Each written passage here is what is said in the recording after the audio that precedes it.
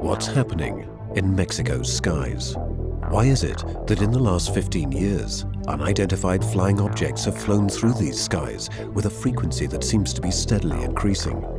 The number of witnesses is multiplying too, and thanks to technology, so is the number of amateur films.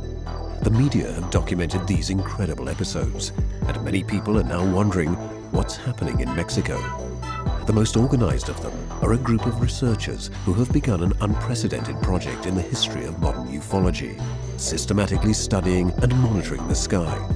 Everything is filmed, recorded, and scientifically documented.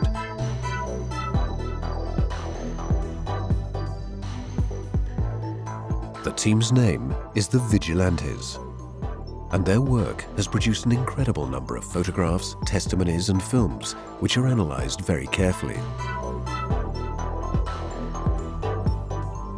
The amount of material was so impressive that it led the researchers to think of Mexico as a true contact point.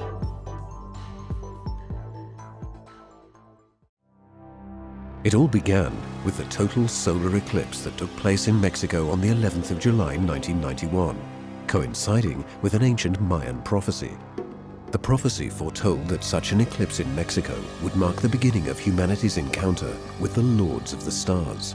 It was all written in the Dresden Codex, one of the few documents that escaped the wrath of the Spanish conquistadors. But let's get back to the eclipse.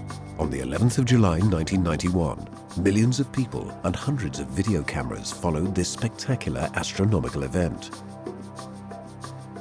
Initially, nobody seemed to notice the presence of an anomalous aircraft hovering in the sky over Mexico City. But when reviewing the footage later, many people noted the intruder. It seemed to be made of metal that reflected the sunlight, and it was shaped like a classic flying saucer. The sighting created quite a stir, and even the TV media became involved, especially researcher and journalist Jaime Maussan. In the days following the eclipse, the staff of Televisa, one of Mexico's largest private TV networks, was flooded with videos of the mysterious aircraft. The public's curiosity grew.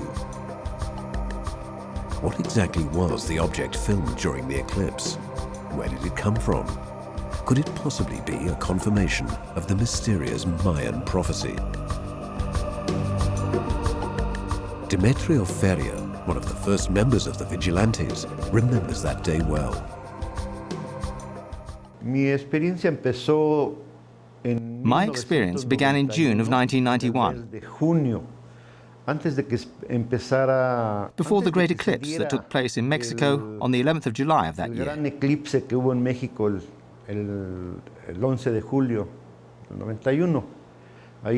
That was when I decided to film them. I already had a video camera,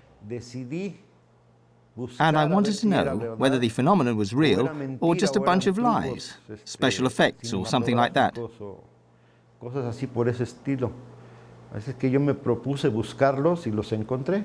And luckily, I managed to capture them on film. I devoted quite a bit of time to them between June and November, and I began filming them one dawn in November at 5 in the morning. Ruben Villatoro also remembers the eclipse well. That was the moment he decided to become a vigilante. After the total solar eclipse on the 11th of July 1991, Jaime Maussan went on television and said that at the time of the eclipse, there were people who had filmed the UFOs with their video cameras. I decided that it was important to follow their example. I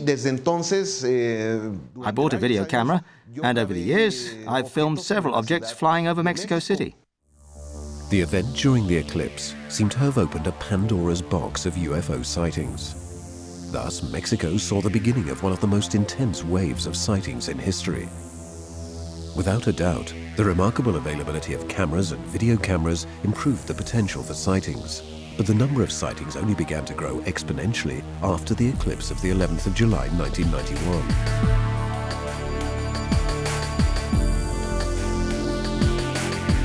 footage from Mexico traveled around the world, amazing those who saw the videos and bringing much joy to scholars who had never had so much material to analyze.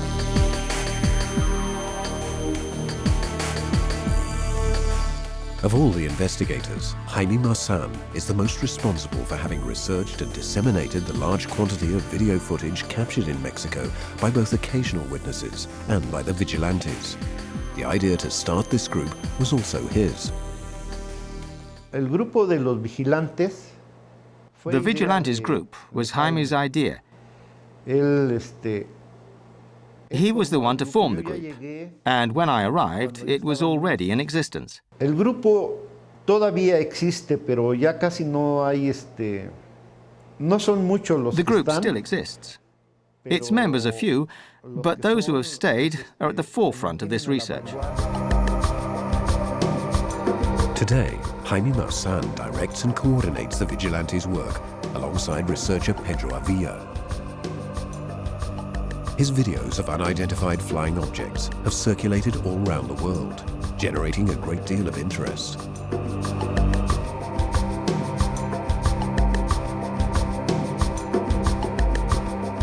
For over 15 years, Pedro has lived the life of a near recluse in his small room due to a debilitating illness that has practically immobilized him. Despite this, Pedro Avila has made some very important contributions to international ufological research from within his small world. A small window and a piece of sky are his only contact with the outside world, which he observes carefully from the first hours of the day well into the night.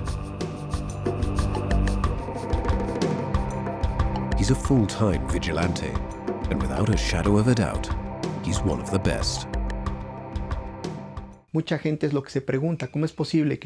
A lot of people ask me, or wonder why most of my videos were filmed from this little window.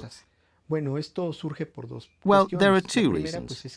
First of all, I have a little window no more than 1.8 meters in length and 1 meter in height, and my visual angle is quite limited. Therefore, it's a bit difficult for me to make out these objects, and in this little space, I've managed to record everything that I've filmed to the present. The second reason is that some time ago, I was diagnosed with an illness known as progressive muscular dystrophy, which obviously gets worse with time, and now I can't leave the house like I used to. In the past, I used to film these videos from the garden or the garage. But when my health grew delicate, I was forced to stay in my room. I thought that this would limit my ability to film videos, since I didn't have the same extent of sky that I could see from the garden. However, I was greatly surprised because I realized that from here, from this little window, I've recorded the best videos I've ever shot. Pedro is a true example of extraordinary passion and willpower. Armed with his camera, video camera, and binoculars, he has captured some of the best footage of unidentified flying objects ever filmed. His collection includes some light spheres and the famous flotillas.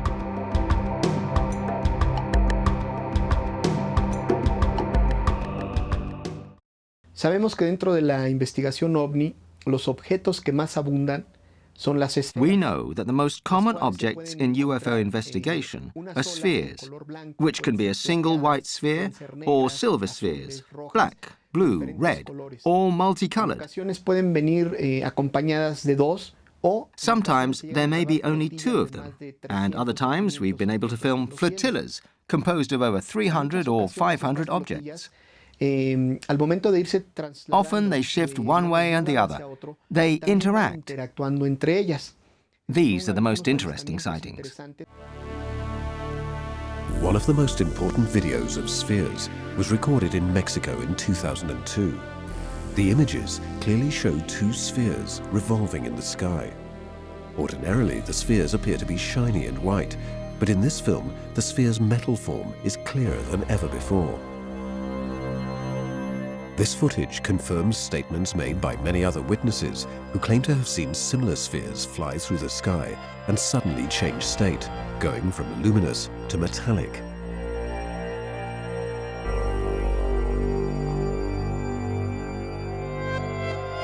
In addition to flotillas and spheres, Pedro has also filmed some unconventional flying objects of a totally unexplained appearance. En una ocasión, capté 6 I once objetos filmed de 6 color dark negro, objects that look like similares watermelon a las seeds, semillas like de little la black fruta seeds. llamada sandía. Son unas como semillitas negras, las cuales These 6 son objects 6 y formed a forman en el shape in the cielo sky una figura very much like a muy flower similar with a 6 una flor petals. de 6 pétalos. Lo curioso es que cuando uno hace el acercamiento con la The cámara, strange thing is that cuando se when we analiza el zoom video, in, when we cuando se le analyze the meten video, filtros y todas estas when we add cuestiones, filters no se and all the encuentra rest, ninguna we can't estructura. seem to find a Es decir, structure. los objetos se están moviendo rítmicamente, In other se mueven words, con una the objects are moving sincronía rhythmically, impresionante y with an siempre amazing manteniendo la synchronicity, misma posición, and así como always si keeping the fuese una same flor. position as if Giran they were a entre flower, ellos, suben, spinning, bajan, pero going up siempre and conservan la down, misma- but always la keeping misma the same distancia, distance, a pesar de despite que there no hay- being no no hay structure ninguna between the estructura. objects. Avia's video is the first to show an object of such a shape flying in broad daylight.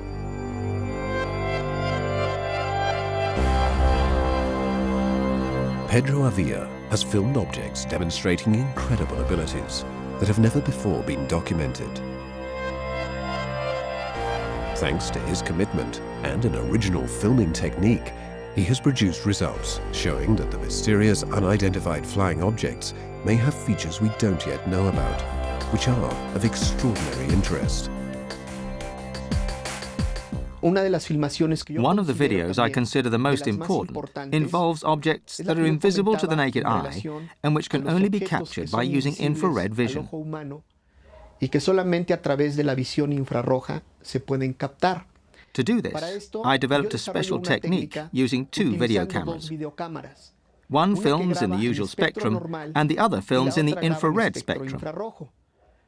Para poder demostrar esto, To yo use them tuve que both, hacer I una made a montura special especial rigging and y placed poner one una camera cámara atop the other, encima de la otra, training them afocando on the same siempre point. hacia el mismo punto.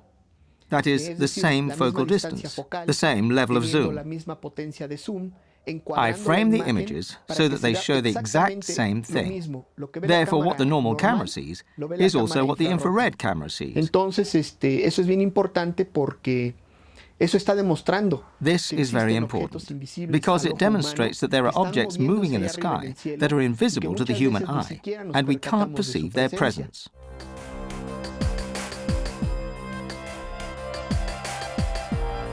The surprising results achieved with this technique have aroused great interest in various parts of the world. Después de que yo desarrollo esta técnica de Once I filmación developed this technique for filming in infrared vision with both video cameras, news of it began to travel around the world. un grupo de franceses donde hay involucrados algunos científicos. A French group, including some scientists, organized an investigation group and some research programs. A mí me sorprende cuando Jaime Maussan se I was amazed when Jaime Maussan contacted me and sent me an email informing me that they were going to create an investigation program in my name. The main program in this investigation will bear my name in honor of what I've created. They give it a prominent position on their European website, where they explain the technique I created and how it works. A few weeks ago, some people from Denmark came to make a short film, which will be submitted for a competition in a film festival connected to the UFO phenomenon. The large number of videos that the Vigilantes have recorded shows that craft are flying through our skies with characteristics and flight dynamics that differ from the conventional features of aeroplanes or helicopters. And that's not all. These videos demonstrate that systematic and continuous observation of the sky can provide interesting documentation. Quite different from accidental amateur footage, which tends to raise doubts. It's no coincidence that the Vigilantes have respectable professional backgrounds. Yo creo que el escepticismo es una parte normal en el ser humano. I believe that skepticism is a normal part of human behavior. Many people don't believe in the existence of UFOs, and I think it depends on the simple habit of observing the sky. Quien mira y pone sus ojos hacia arriba y empieza no a ver, sino a observar y dedica. Those who look upwards and begin not only to see, but to observe, and dedicate time to this, will start to realize that there are presences. There are presences that have nothing to do with objects we normally see flying, like aeroplanes, helicopters, weather probes, balloons, etc. Lo que a mí me ha llevado a volverme un vigilante. One of the things that drove me to become a vigilante of the sky was my work as a professional architecture photographer. Precisamente lo que es importante y lo que me ha llevado a hacer. In particular, what was important was that it led me to take good pictures, and as a professional photographer, my knowledge of light and shadow makes a difference. Es algo importante para poder ver a los objetos. ¿Cuál es la hora más adecuada? It's a very important factor to be able to see the objects, knowing what time of day the light helps us, when the sun literally brings out the objects.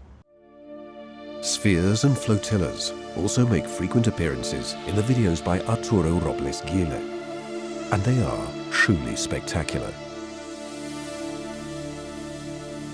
Where could these mysterious objects have come from? Some people believe they have captured the answer in a photograph. During the great wave of sightings in the 1990s, phenomena were sighted that amazed both direct witnesses and researchers.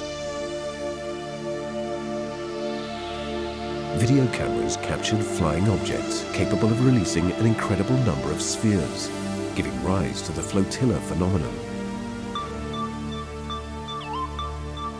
At first, the classic luminous spherical objects were the ones to show this trait. Later, but still in Mexico, enormous tubular structures were sighted and filmed. Further light spheres came out of these irregularly shaped structures. This new chapter added new questions and mysterious elements to the world of ufology. Even the ufology experts can't explain these images. The objects are christened gusanos voladores, or flying worms, because of their appearance. They raise many questions. Where do they come from? What technology do they use? How can these structures appear and hover in the sky without any known flight mechanism? How can they contain and expel the number of spheres that have been filmed? A major step has been taken thanks once again to one of the vigilantes, engineer Arturo Robles Gile.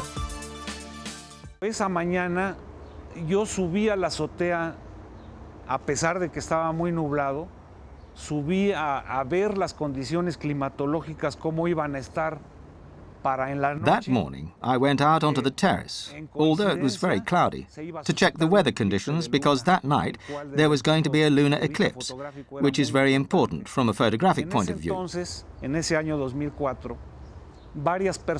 At the time, in 2004, there were a number of people here repairing the building, and we all witnessed it. But I was the only one who looked up to the zenith. I don't even know why I did it, as I usually made general observations all around. But on that day, I remember that I turned my head completely upward, and I saw an object I couldn't identify.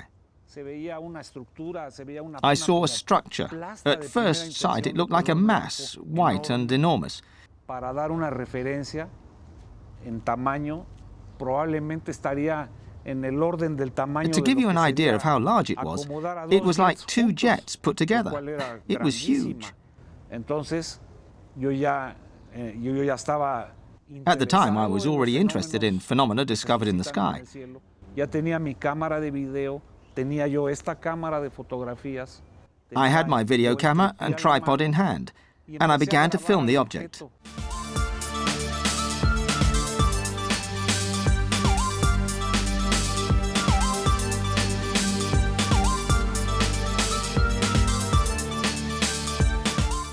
Al hacer acercamientos con la cámara de video, me di cuenta que la estructura se movía, que no era una cosa que flotaba. Moving closer with my video camera, I realized that the structure was moving, that it wasn't simply floating. It was twisting, writhing. It contracted and expanded. And when I saw that it was beginning to expel spheres, it was clear to me that something absolutely incredible was happening. Entonces dije, bueno, So I asked myself, what else can I do? I thought that photographs could be a tremendously important support, and so I took some. I remember that I took about 24 photographs. The high-definition images that Gila obtained mark an important breakthrough in the study of these spectacular unidentified structures. Y cuando yo las bajé a la computadora y vi que se trataba de When I downloaded the photos to my computer, I realized that the structure appeared to be formed by thousands or hundreds of thousands of segments. y que tenía esferas de colores perimetrales, debo ser honesto. It also had colored outer spheres. I'll be honest, at first I thought it might be a spectacular bunch of balloons. Le hablé a Jaime Maussan. I talked about it with Jaime Maussan. I went to his office, and as soon as he saw what I had filmed, without having the slightest idea what it was, he said, "Arturo, what you've captured here is absolutely spectacular." No faltó la parte escéptica. There were those who were skeptical, whose unfounded argument was that they could be balloons. So Jaime Maussan immediately phoned a very well-known performer here in Mexico City, who uses the largest balloons in production. Llegó a la oficina, vio las imágenes digitales y dijo, estos no son globos. Dice, when he arrived at the office and saw the images, he said, "These aren't balloons, and even if they were balloons, a structure like this would require at least 57,000 balloons, possibly more." Y además, ¿cómo podrían armarse? ¿Cómo podría armarse esa estructura? How could you possibly create a structure with 57,000 balloons without any gas escapes? And how could you let it fly upwards? Y además, se requeriría un permiso especial porque una estructura de ese tamaño ya necesita permiso para estar flotando. Furthermore, you'd need a special permit, because a structure of that size needs a permit to fly, especially because in that particular area, it was very close to flight paths used by airplanes to turn into the airport. Para mí, ese fue el parteaguas. Ese Ebani madre. To me, that was a breakthrough. The Mother Ibani, as I call it. The mothership. The acronym IBANI stands in Spanish for Unidentified Aerial Biological Entity. And since Gila photographed them in high definition, sightings of IBANIs have been increasingly frequent.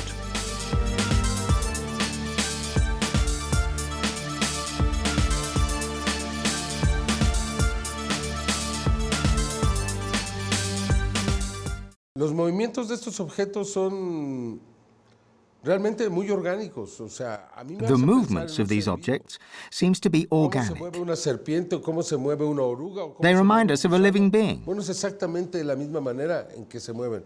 ¿Por qué se mueven así? No lo sé. Quizá es su manera de navegar o de estar o de mantenerse. Maybe this is how they maintain stability in the sky. Realmente no sé por qué se mueven de la misma manera que ocurre en la Tierra con estos organismos. Por lo tanto, los hemos considerado entidades biológicas. We've called them unidentified aerial biological entities, or IBANI. And this biological aspect is the most important thing. Es lo más importante, porque se manifiestan como si estuvieran vivos. They appear to be Yo no sé alive. si lo están o no, pero I don't know if esa they es la are or not, sensación que te da but that's the cuando sense you tú ves get un when you video see them de on estos. film. Y sabemos que cuando se ve un We Ebani, do know that when we see an IBANI, we'll see spheres afterwards, which may show that there's some connection. These features become even more evident in the videos made by Arturo Robles Gila since then. The forms and behavior of these anomalous entities seem to be writing the most incredible chapter in the study of unidentified flying objects.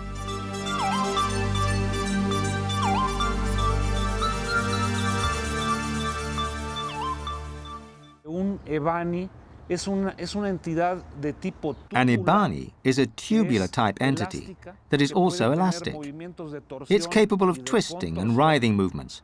It can move vertically and horizontally. It doesn't need engines to fly. It doesn't make any noise. And it doesn't leave a wake. Tienen un propósito perfectamente específico de su aparición, que por supuesto saben que yo los estoy observando e inclusive grabando. El propósito específico que tienen los Ibanis es de... The Ibanis appear to have a specific activity, expelling countless spheres into the atmosphere. On some occasions, they have moved from the place where they ordinarily appear and come towards this area. It's as if they wanted to be seen, to be observed with greater precision. Thanks to my work as a photographer, this has enabled me to create videos that I believe are without precedent, even on an international level. The videos made by the Vigilantes are just a small part of the large amount of footage showing the continuous activity of unidentified flying objects in the skies of our planet. The two most common questions are always the same, no matter where the phenomena are sighted. What are those objects in the sky? And should we be afraid of them? Giorgio Bongiovanni is one of the Italian scholars following the wave of sightings in Mexico very closely. The claims of ordinary citizens, military personnel, astronauts and scientists, and the analyses performed on a remarkable amount of photographic and video materials, including the testimony of contactees, whose experience has been proven to be real after several years. Ci dicono che probabilmente siamo visitati da esseri provenienti dal cosmo. They all show that it's likely we're being visited by beings from space.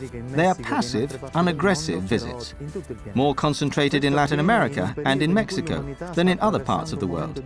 But they occur all over the planet. This is happening in a period in which humanity is going through a difficult moment in its evolution. I believe that if clear, direct contact were to occur with these civilizations, it would lead to a truly profound Copernican revolution for us. I think that humanity could solve the serious problems in terms of social, political, economic, and environmental justice, which are causing us to risk self-destruction. It would definitely be a new impulse for science and religion. It would bring about the end of the dogmatisms and dangerous fanaticism at the basis of many of today's wars. In fact, over many years of sightings, the UFO phenomenon has never been accompanied by any signs of aggression. One thing is certain, Mexico seems to play a central role in this saga that borders on science fiction. And the reason why is still a mystery. Perhaps the only clue is an ancient Mayan prophecy that tells of an encounter with the men of the stars.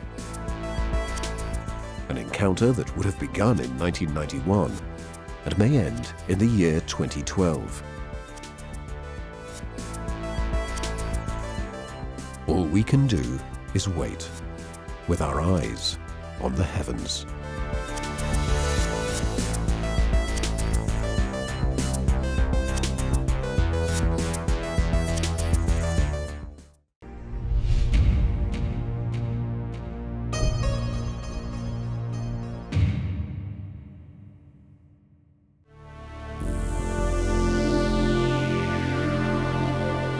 The sightings continue.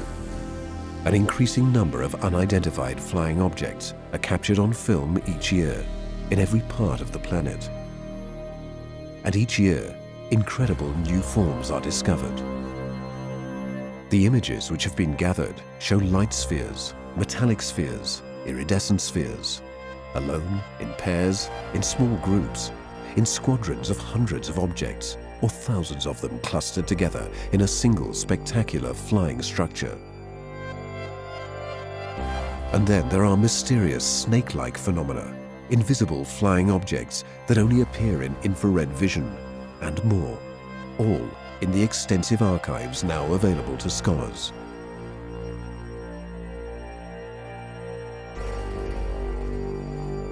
Studies of these extraordinary documents could bring us closer to understanding the enigma of UFOs, one of the most fascinating mysteries of our time.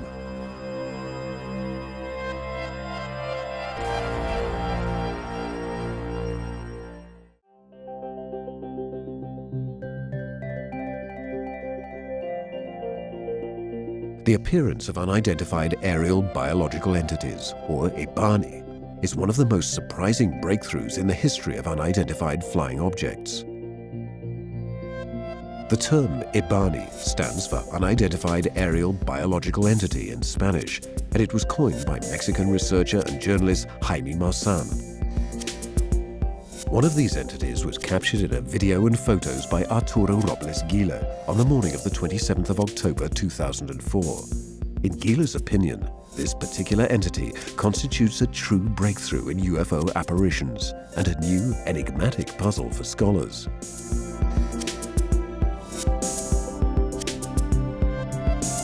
Until that fateful morning, very little was known about these structures, in part due to the rarity of available videos, and the fact that the images didn't have enough definition to be interpreted properly.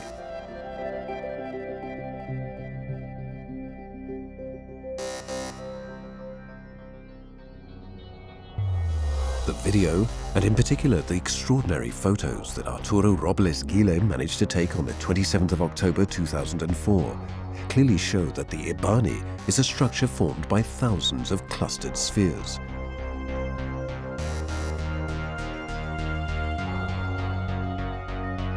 A sort of aircraft carrier, the function of which seems to be to transport and expel these spheres into our atmosphere. The reason why this should happen is completely unknown. It's a phenomenon that's difficult to catalogue and explain, even for mainstream science. Hasta hoy, los científicos no Scientists have only been able to provide one answer so far. Estamos confrontando un fenómeno anómalo. We're looking at an anomalous phenomenon that is classified in neither micro nor macrobiology. From an observation of the photos taken by Gila, we can clearly see the structure is formed of translucent spheres in 3 different colors: red, white, and blue.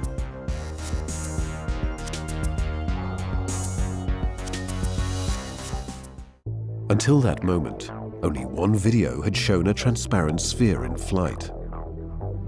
It too had been recorded in Mexico by Javier Guevara in 2002. At the time, however, the origin of this new kind of sphere was unknown.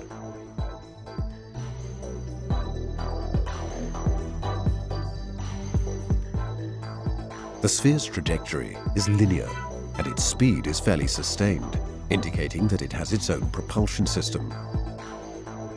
But the nature of the system that enables such an object to fly remains a mystery.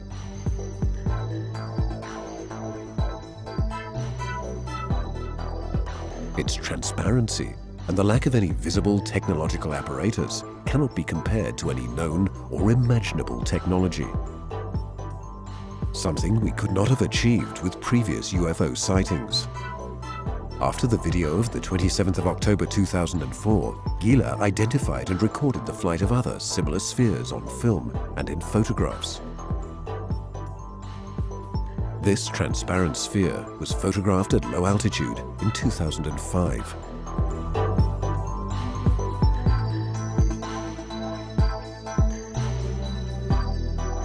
Gila recorded this video while he attended a Mayan ceremony in the area called Cerro de la Estrella, or Star Mountain. This site, in the federal district of the city of Mexico, is believed to be magic and sacred, and many UFOs have been sighted here. Y bueno, pues al llegar inmediatamente, mi cuñada ubicó en una posición cenital a un objeto. As soon as we arrived, my sister-in-law noticed a large, translucent object, and I began to film it. We were all quite surprised that it could happen in that place.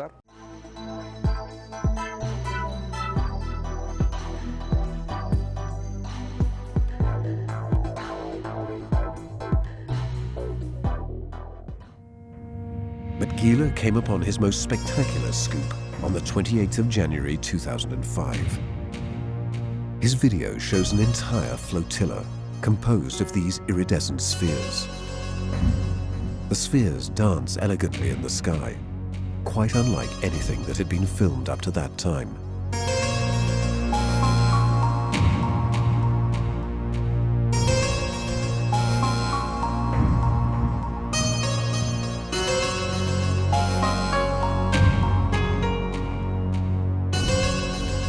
In the pictures, we can clearly see the various colors of the shining spheres. The colors are even clearer than in the video. The images clearly show the same kind of spheres that made up the Ibani photographed on the 27th of October 2004.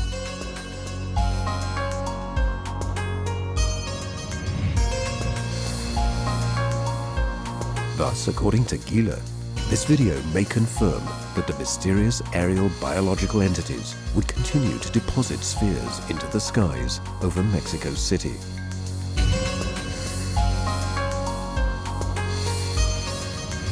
But the phenomenon has further surprises in store for us. Después de ese encuentro visual con esta enorme entidad de... After the enormous entity was sighted in 2004, others began to appear, but they weren't the same. Que eran distintas, que no se parecían a la primera, pero They tenían didn't el look mismo like the patrón first de one, comportamiento although they y showed el the same mismo type of patrón de behavior during the navegación. flight. Entonces conforme fui captando a estas entidades, empecé a darme cuenta que no nada más eran blancos, sino había... Once I had sighted these entities, I began to realize that they weren't just white, and there wasn't just one type of Ibani, but other types of different colors, with different designs on their surface, and with a different way of moving. The photos taken by Arturo Robles Gila on the 14th of May 2006 are a clear example of the variety of Ibanis. These Ibani are brightly colored and have a helical, tubular structure which is completely different from the cluster of spheres spotted in October 2004. Se trata de estructuras que están formadas por un sinnúmero de... These structures are made up of a number of helical tubes, which makes the whole thing even more intriguing. Más intrigante y comprensible a la vez. It might make sense, considering the difference between a structure with rectilinear tubes and one with helical tubes. So why helical? Because a helical structure, with the same diameter, obviously, has a larger storage capacity for the spheres inside it. It can contain hundreds of spheres, which they then expel into our atmosphere.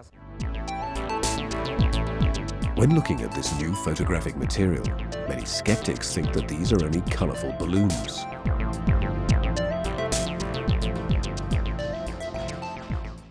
Con respecto a los ébanis de colores, yo entiendo el escepticismo de las gentes.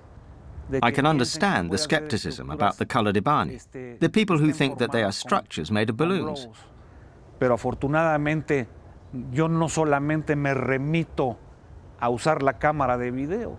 Luckily, I'm never satisfied with just using video cameras to film them. Si lo vemos en términos técnicos, seen in technical terms, video cameras have a resolution of 640 by 780 pixels. And at best, we'll get a resolution of 520 lines. That's why I also take photographs. Photos go deeper because they allow us to see more detail.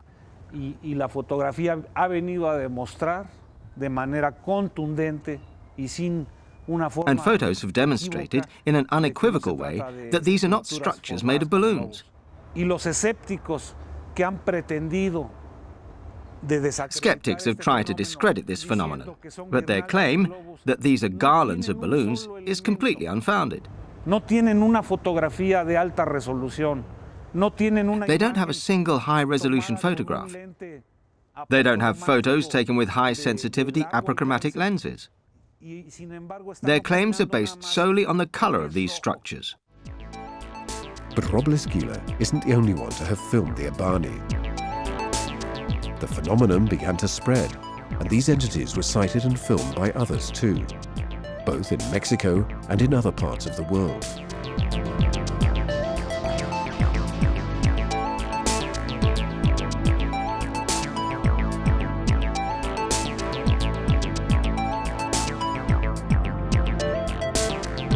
This black ebani, filmed in the skies over Los Angeles, is of remarkable interest. On one of its ends, we can clearly see a blinking light. The mystery surrounding their true nature thus gains a new element, which had been unknown up to this time.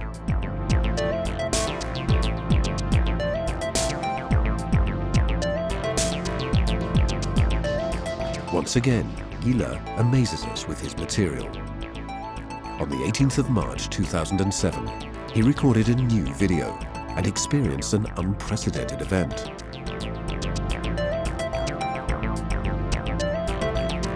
In his video, we get a real impression that the ebani is a live creature. En esa fecha del 18 de marzo, uno de estos ebanis se dejó venir para acá, pasando a baja altura. On the 18th of March, an ebani was moving towards us, flying low. Le pude hacer una grabación a detalle verdaderamente I filmed the object passing over my head. I was able to film it with truly amazing detail. Esta área tiene dos secciones. This terrace has two levels, and we're on the lower part. Se fue para el Ajusco, para la zona sur. I climbed to the top part because it was going towards the Ajusco area, southwards. And by then I was satisfied with the close-up images I'd got. Subí ya sin cámara, que fue, reconozco que fue una experiencia negativa no haber tenido la cámara. So I went up without my video camera, and I realize now that it was a mistake not to have brought it with me. Once the ebani arrived, making its usual twisting movements, it suddenly stopped, straightened itself, and flew off at an astonishing speed towards the Santa Fe area, arriving there in just a few seconds. A partir de ahí me quedó muy claro de que lo que pensábamos que meramente eran gusanos voladores son auténticas naves que pueden.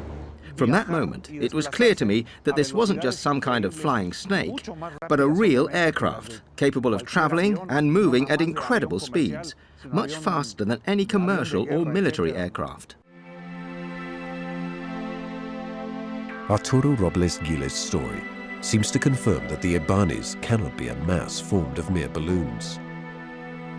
The images show an autonomous flight mechanism, an unexplainable propulsion system, as unexplainable as the system that expels its spheres into the atmosphere.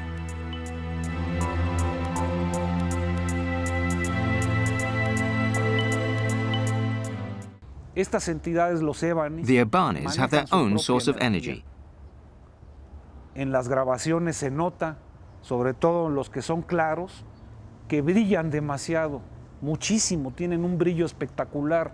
In the videos, especially the ones with the sharpest images, we can see that they glow, that they are spectacularly bright. And I'm not talking about the reflection of solar rays of the sunlight.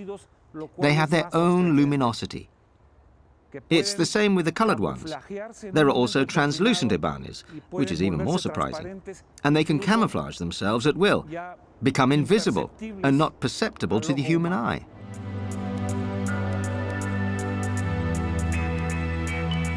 In the video of the 1st of July 2007 too, we get a remarkable sense of the biological nature of the ebanis.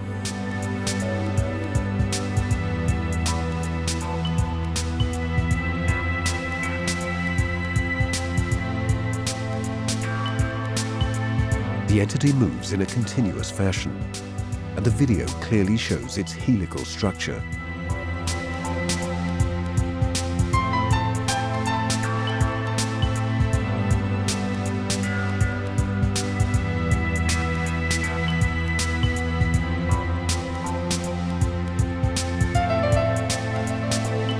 Biological entities also seem to appear in groups. In 2005, Jesus Lomeli had already filmed 3 entities together. Later, Gila also recorded videos and took photos showing multiple biological entities. But the most striking material, showing an entire flotilla of Ibanes, was recorded by Miguel Ángel Chávez in Mexico City. In the videos recorded on the 22nd and 23rd of September 2007, we can clearly see Ibanes of various colors hovering in the sky and moving in their characteristic way.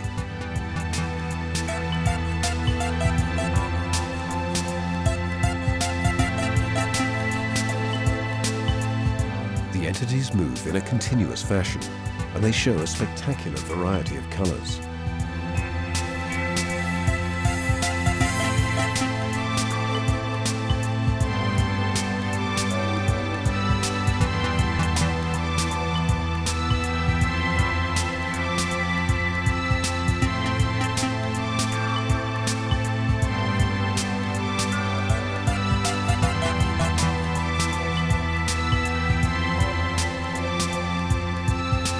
What should we make of this phenomenon? What might we feel when observing it in person? La presencia de los ébanis, sobre todo la incidencia tan grande que hay aquí en la Ciudad de México. The presence of Ibanes, the density of their numbers, especially here in Mexico City, has increased substantially in the last 10 No years. se ha visto en ningún momento que haya habido alguna abducción, que haya habido algún ataque. And yet, we haven't seen a single abduction or attack. Nothing of the sort has happened. Nos vienen a ayudar. Eso es I believe that these presences come to help us. This is my understanding, my feeling about the Ibanes. Coquis es un ébani. Está escupiendo esferas.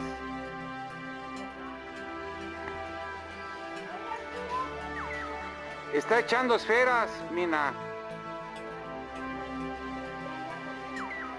Mina está echando esferas. The aerial biological entities seem to be connected to the presence of spheres in the skies over our planet. And their activity also seems to have increased over the course of recent years.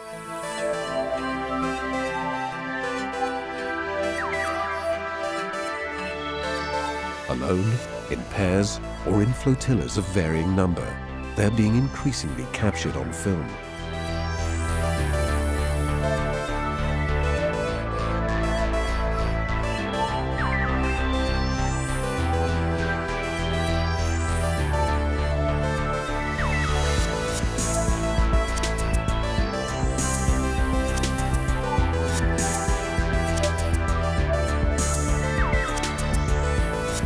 However, they've only been seen in their metallic form a few times, as in this video recorded by Arturo Robles Gile.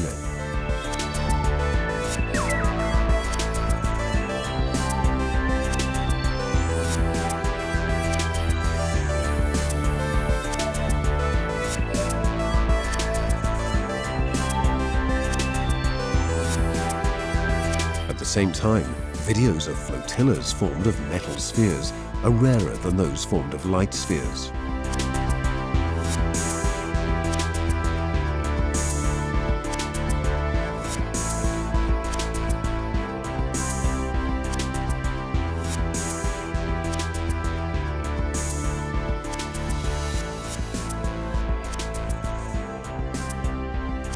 In Flavio Alcantara's video, we see a dark Ibane, and nearby a similarly dark flying sphere.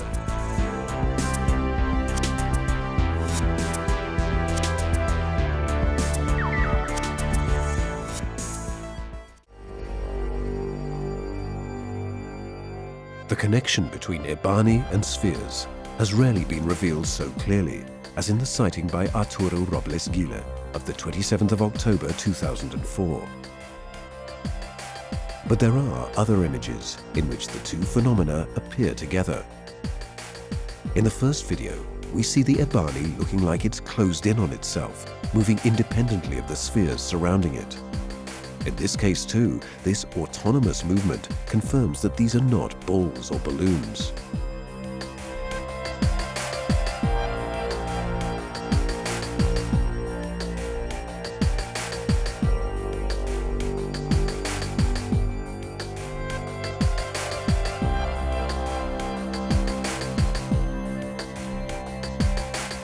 In the second film, we can clearly see the Ebani twist and change form, while a remarkable number of white spheres move around it.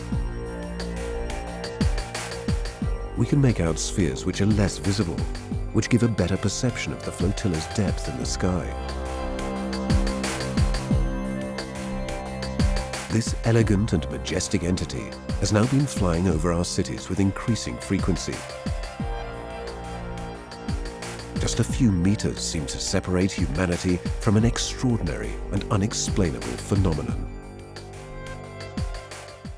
El fenómeno de los objetos voladores mal llamado ovnis. The phenomenon of the flying objects, incorrectly termed UFOs, exists. It's real. Es tanta las evidencias que tenemos y I can confirm this based on the amount of evidence we have and the proof I've seen. No nada más las mías propias, sino la de mis compañeros y la Not de just la my gente evidence, but also the evidence externa de la produced by my colleagues and others República outside nos Mexico. llega material y por fortuna llega a mis We receive manos. material from all over Yo la Mexico, reviso, and luckily, yo I la get direct califico, access to it. y I'm the one el who examines fenómeno and selects the material. ovni The UFO phenomenon in both Mexico and throughout the world is real. It exists.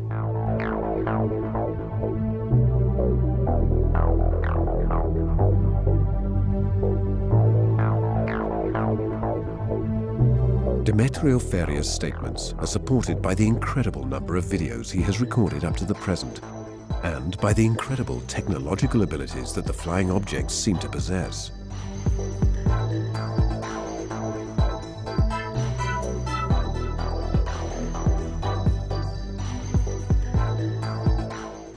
Hasta ahorita he tenido la oportunidad de grabar cerca de 400 videos. So far, I've been able to record about 400 videos in the 16 years I've been studying this phenomenon. El video que yo tengo, el que me ha impresionado más, es de una esfera. Of the videos I've made, the one that stood out the most is the one of a sphere that I filmed from my house with an infrared lens. Es pequeña It's la a little esfera, sphere which a couldn't be simple seen vista with the no se naked ven, eye, but it was in the sky. pero están en These el objects espacio, are in están the en el air. aire y They conviven live con with us. nosotros. Esa esfera baja y de cero velocidad, porque se llega The a sphere parar un comes poco, down and slows down hace un until it almost movimiento stops. a una Then it velocidad flies off at an incredible increíble. speed. On several Y ahora también occasions, de I've been grabar able to film objetos objects a gran flying at a velocidad. Tengo phenomenal varios speed. videos así. I have many such videos. La velocidad a Their mí me speed impacta. amazes me. On the 5th of November 2006, Demetrio Feria used an infrared lens applied to his video camera to film once again a sphere darting around at very high speed.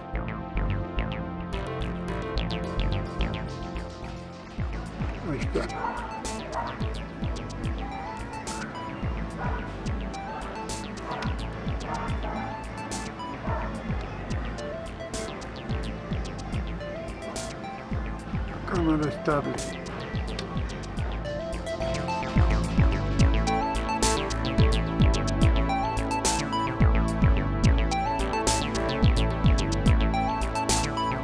Can the remarkable movements of the sphere filmed by the Vigilante be called accidental? Its speed, the angle at which it flies, its ability to make itself invisible and then visible, which is only discernible through the use of infrared lenses, puts these craft beyond our current technical and scientific knowledge.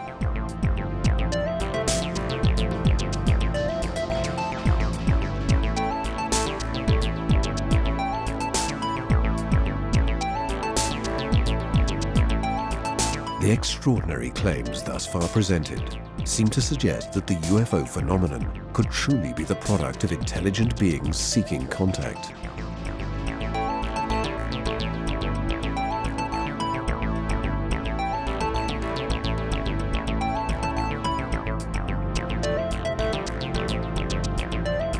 Some people think of the words of an ancient Mayan prophecy that pointed to our time as the period in which humanity was to encounter the lords from the stars.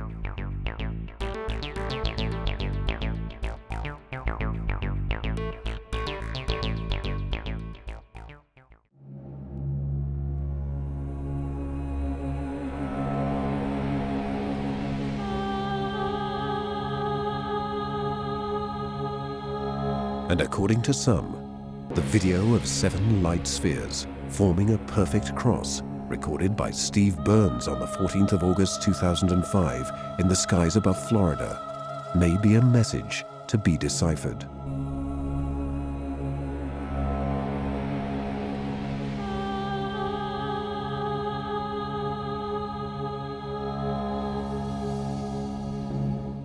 El video de la cruz que fue grabado. The video of the cross was recorded in St. Petersburg, Florida, on Sunday, the 14th of August.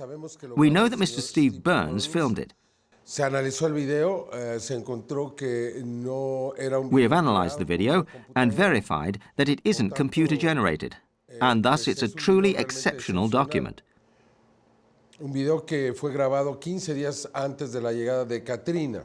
The video was made 15 days before the arrival of Hurricane Katrina. Anuncia ya el inicio de un proceso final que quizá culminará en los It appears to announce the beginning of a final process that could come to an end in the next few years.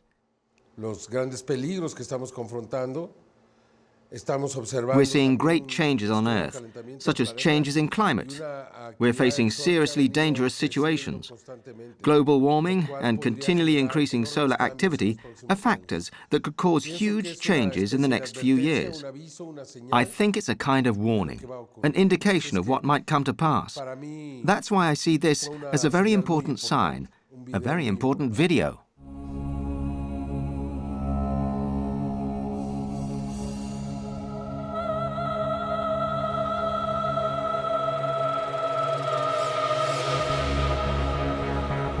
There are those who are anxiously waiting for the year 2012, the moment of change that the Maya had predicted centuries ago.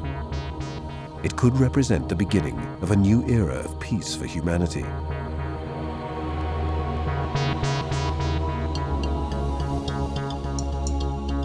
Io direi che I segni ci sono e questo contatto massivo. I'd say that the signs are there, and this massive contact between man and extraterrestrials will be the sign of a new era.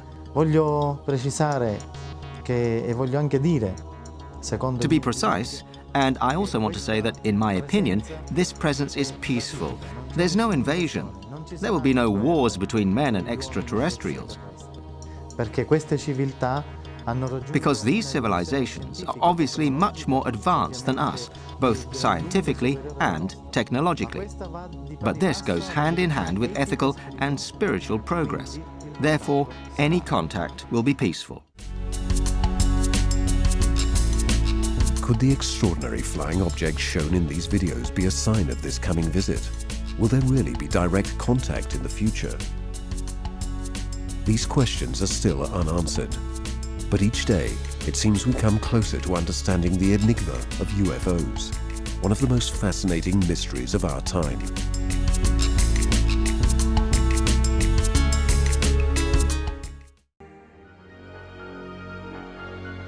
After the wave of sightings in the 90s, from 2000 onwards, the activity of the mysterious flying spheres has continued. Witnesses with cameras and video cameras have continued to record them. Are they extraterrestrial probes? Are we close to contact? An answer could come from the study of the material available to us. An answer that could change our vision of the cosmos and of ourselves. The flying spheres, an enigma that leads us into the future.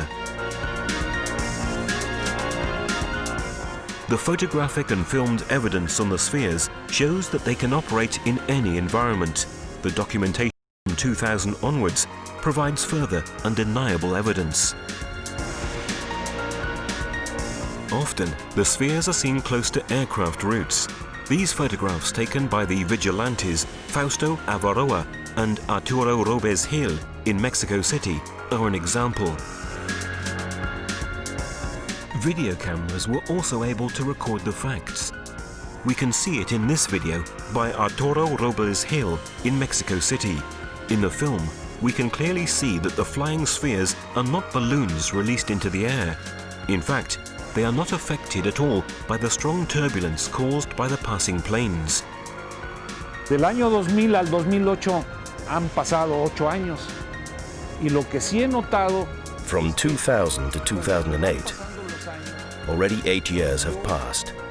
I noticed that, as time passes by, I've been filming entities and crafts that not only are amazing, No solo extraordinarias, sino que nos llevan a una enorme reflexión. but even lead the whole humanity and myself to deeply reflect and question us. Are we visited? Are any beings coming from the stars visiting us?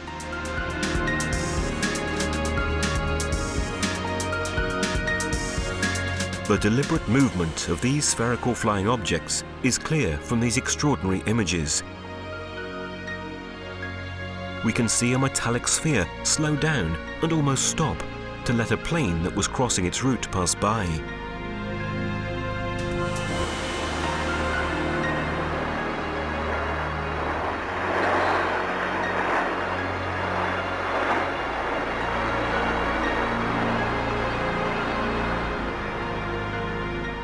Once the plane has passed, the sphere once again starts to move in a more jerky way. These continual changes in speed almost seem to be a demonstration for the benefit of Hill's camera. In this other video by Arturo Robles Hill, we can see another example of the incredible technical skill of the spheres.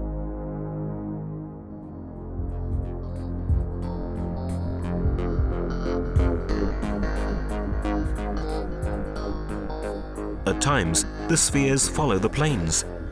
The dynamics of the film seem to indicate that the people on board don't realize what is happening. The people who study these phenomena don't really know what these spheres are, what they're for, or who made them. But it is obvious that whoever it is, they are increasingly less interested in hiding them. Estas gentes, que sean las que sean, están viniendo. I think that these beings, whoever they are, show themselves all the time. We often see them. Eso nos está enseñando.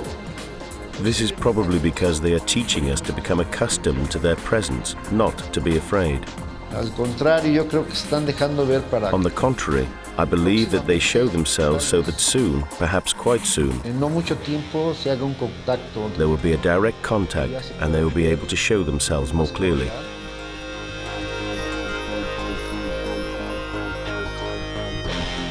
As we can see from the images, at times the objects are bright and luminous, at other times they are metallic and opaque.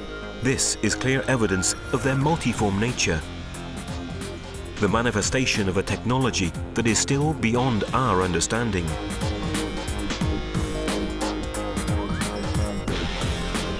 These photos, taken in Mexico, show a group of metallic spheres in flight. They are amongst the clearest pictures ever taken. The author is the engineer Franklin Rojas, and the photos were taken in 2006. The similarity with the spheres photographed by the Hispanic-American contactee Paul Villa in New Mexico in 1966 is extraordinary.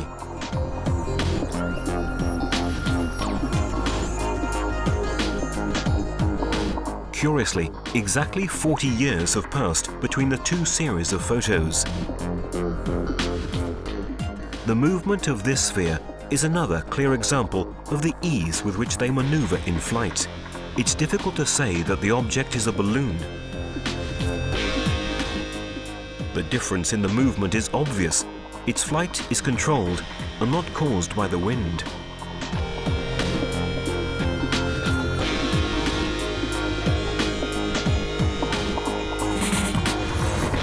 When it stops almost completely, it's even more difficult to say that. When it's filmed at the same time as balloons, the difference is even more evident.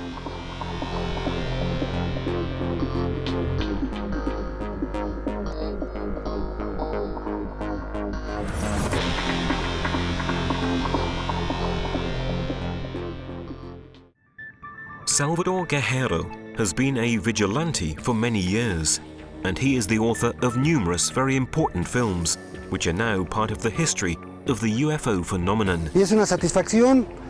Why do I enjoy it? Not because I want to be the best, but one of the many people who have proof of the UFO phenomenon. Que está la expectativa. Who are waiting for the UFO to show themselves. There are people who film birds, who film hurricanes, and people who film UFO, unidentified objects.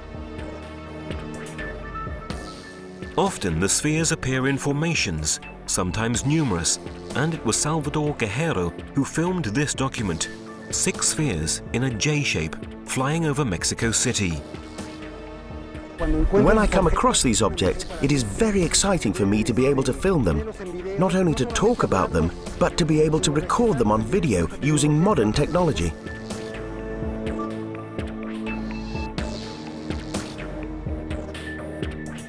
On June the 24th, 2005, in the town of Jalapa, in the Veracruz region of Mexico, the governor, Don Fidel Herrera Beltran, is about to take part in an official ceremony. Policemen, journalists, and the public are all present. Suddenly, above them, they see the spheres of light. The governor also sees them and shouts, "It's the Martians!"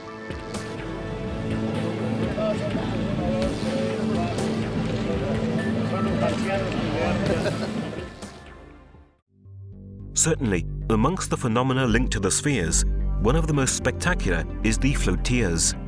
The films by Arturo Robles Gil are undeniable evidence.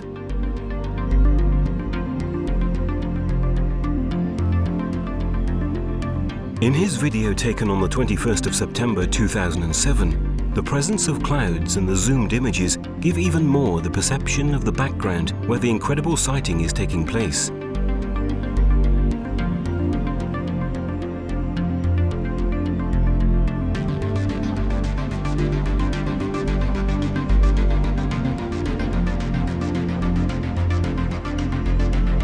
The formations continue to appear.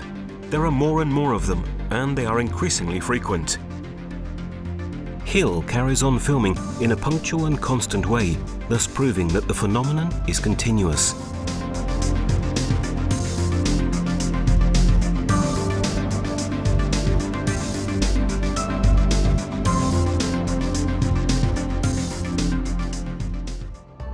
This event is now evident in various parts of the world.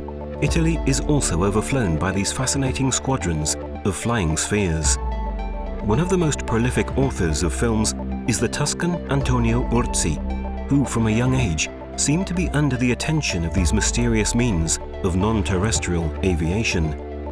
Urzi has shot many films of flying saucers, but his exceptional video repertoire also contains spheres and flotillas.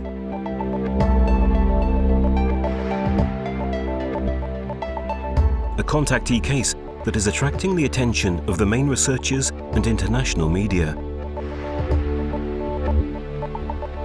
These are a few images of flotillas that Urzi filmed in Italy.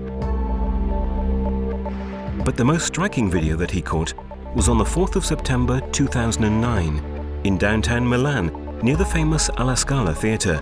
He sighted a not-so-large flotilla flying over the buildings.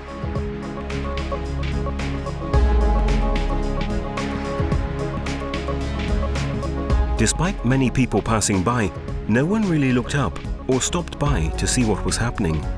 Fortunately, after a few minutes, a cameraman of Rai region Lombardy passed by. Antonio managed to grab his attention, so the exceptional event was also filmed by the professional camera of the Rai operator. C'è la flotilla, film con la telecamera. Corri, vieni qua, ci sono tutte le sfere come in Messico. Vai laggiù sul punto là.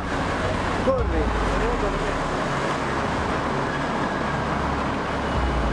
Vedi?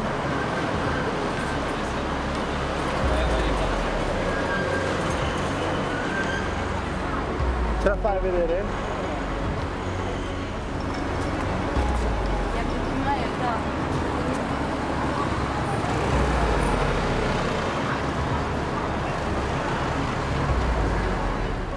It was peculiar and self-explanatory, the fact that a girl stooped to pass below the camera operator without showing the slightest interest in the event happening.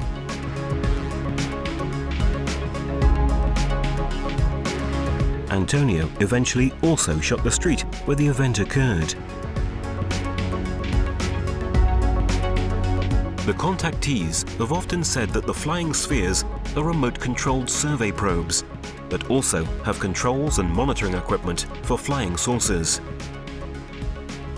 El fenómeno de las esferas es The phenomenon of spheres is strictly connected with the unidentified flying objects.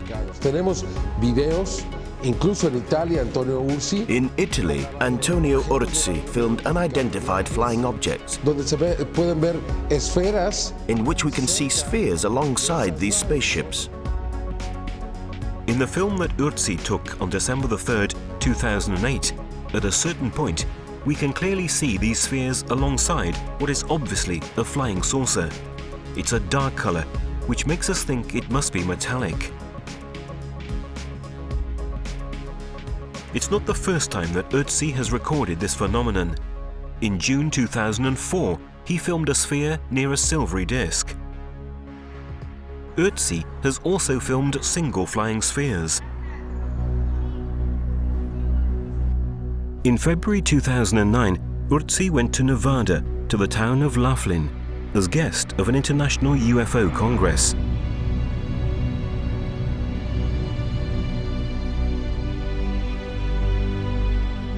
An event that lasts an entire week and that every year brings together the leading world experts on UFOs and related phenomena.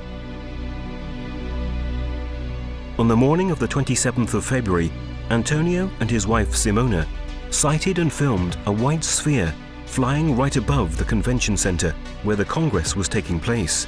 It is a rather rare occurrence that these objects show themselves in places where there are events dedicated to them. È fermo, eh? Guarda, l'oggetto è andato via subito. Perché no...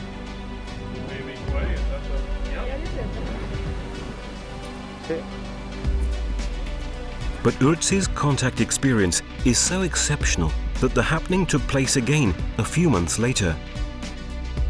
In June 2009, in fact, Antonio was in Istanbul, Turkey, again as guest of an international UFO Congress. During the event, he sighted a large sphere of light and started filming. His cries attracted many people from the audience that were listening to the speakers of the Congress. Thus, dozens of people witnessed Ursi's sighting.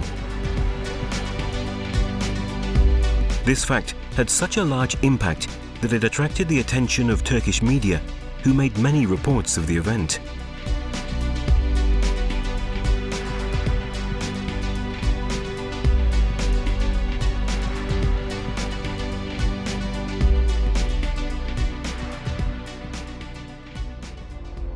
Before Turkey, Antonio had already shot other films of flying spheres.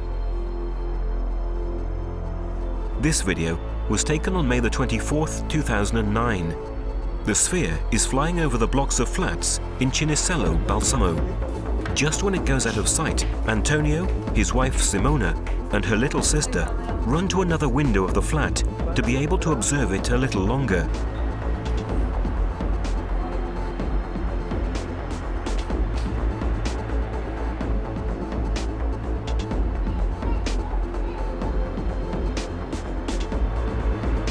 Questo è bello, eh? Hai visto la roba? Ah, l'ho preso.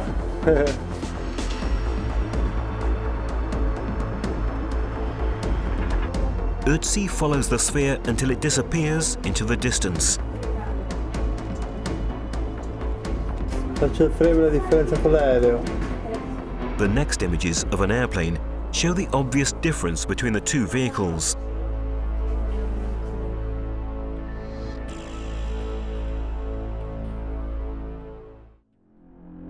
In July 2009, Ursi was in Argentina for a series of conferences. During a visit to Capilla del Monte, an area where UFOs are often seen, he filmed this sphere with unusual characteristics. È una palla grandissima, bella. Guarda. Ah, ce l'ho visto.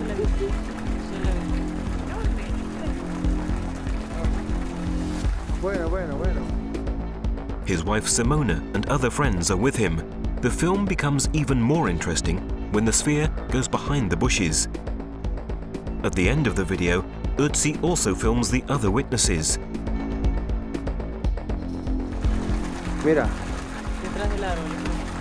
Mira dietro, Simo, è fantastico.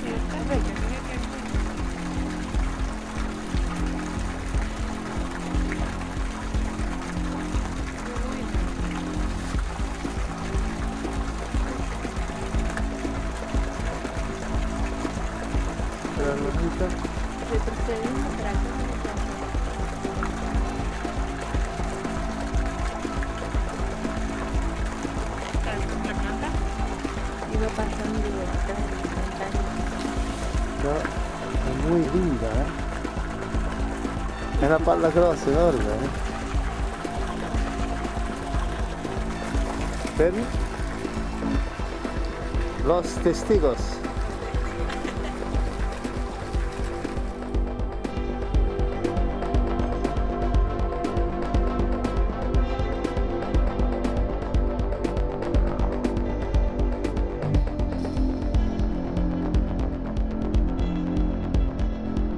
Once, Urtzi came back to Italy on July the 20th, 2009, during a visit to his family in Toscana. He films again a flying sphere overflying the skies.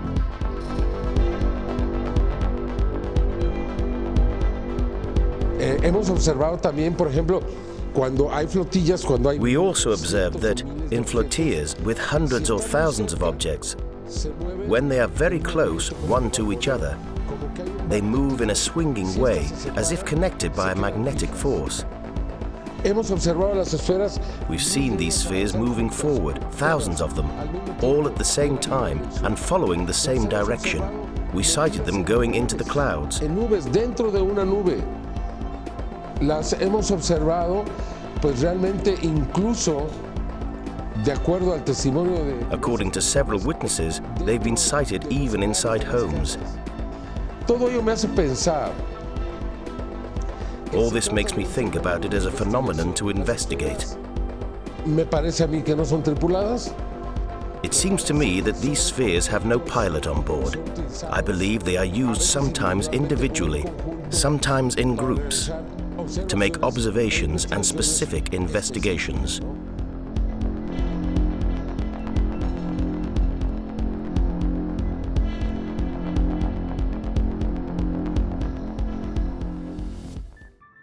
The appearance of the EBANIs, which is the Spanish acronym of Unidentified Aerial Biological Entities, the incredible snake-like flying objects, has complicated the incredible phenomenon of flying spheres even further.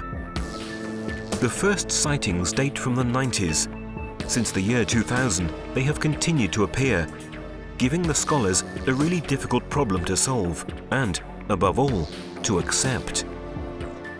In fact, the phenomenon is completely beyond our recognized parameters for aircraft technology. With the EBANIs, the boundaries between biological nature and technological nature seem to blend. Tiene un comportamiento como el de un ser vivo. Which is to say that it behaves as if it were a living being. Se mueven de manera orgánica. These EBANIs move as if they were enormous worms in an organic way. There are some really exceptional films of these objects.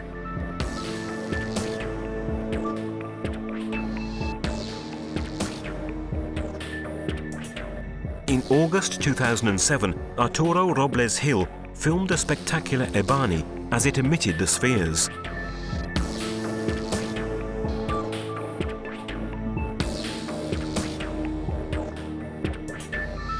As the object moves into the clouds, we can see how high it is, and consequently, just how huge it is. An EBANI of the same color was filmed again in Mexico by Vianney Lopez on the 4th of October 2009 in the city of Guadalajara. You can clearly outline the EBANI moving within the clouds.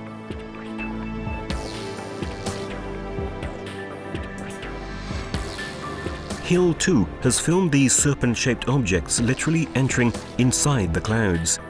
In this film, dated the 5th of August 2007, there are even 2 Ibanis.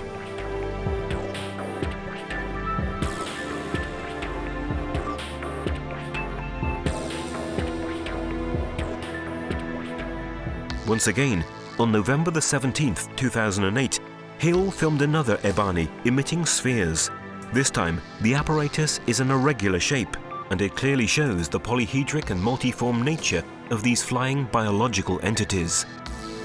These films suggest that the Ibanis are a sort of aircraft carrier that transports the spheres. Pienso que estos cuerpos enormes de gusanos. I think that these enormous bodies, like snakes, are the way in which the spheres are transported and moved around. Es mucho más fácil poder mover a un centenar o. It's much easier to move hundreds or thousands of spheres in a solid, closed body rather than individually. Entonces, yo pienso. So, I think that the Ibanis are the origin of the phenomenon of the flotillas and of the flying spheres themselves.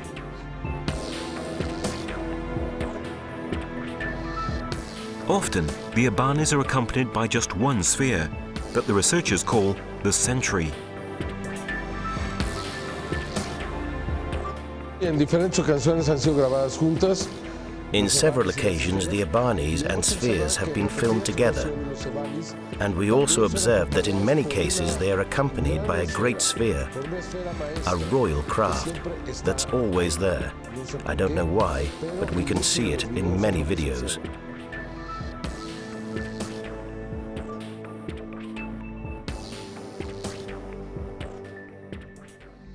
At other times, they appear together with the flotillas, as we can see in this Mexican film from 2007. We can see the phenomena progressively taking shape in this film by the Mexican Octavio Fernandez.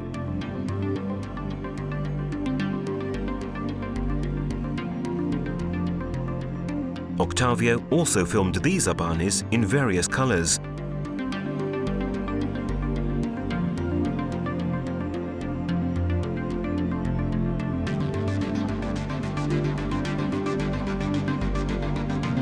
Together with Hill's footage, the Ibanis filmed by Fernandez are among the most numerous in the world.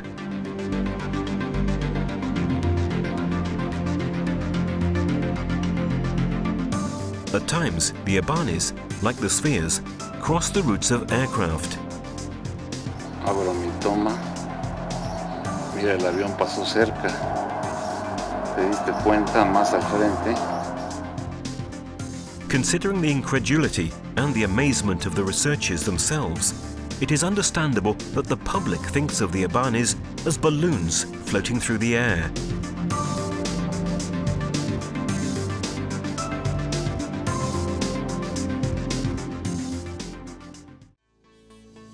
Everything we've seen about the flying spheres already seems complex and incredible, but in May 2009, the Mexican skywatcher Alfredo Carrillo filmed a phenomenon that has never been seen before. All the objects are dark-colored. The witness is filming against the sun. But there are more surprises to come. The event is also being filmed at the same time by another witness, the Mexican Pedro Hernandez. Initially, Hernandez, just when he's filming an aircraft flying past, sees the same flying object that Carrillo has filmed, but with the sunlight at his back. So the objects are illuminated, and the video gives a better image of the spheres than we've ever seen before.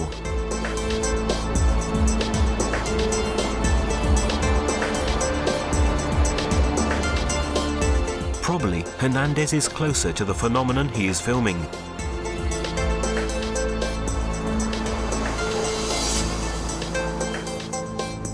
The object starts to slow its spinning motion, and then the incredible scene continues.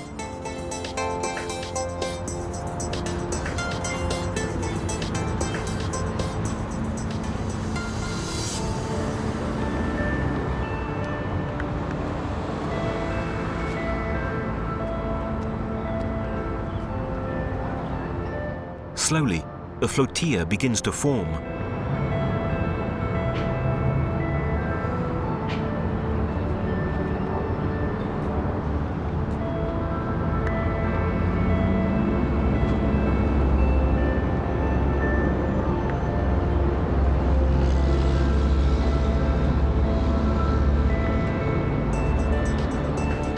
when the film ends, Hernandez comments on the incredible scene he's just witnessed.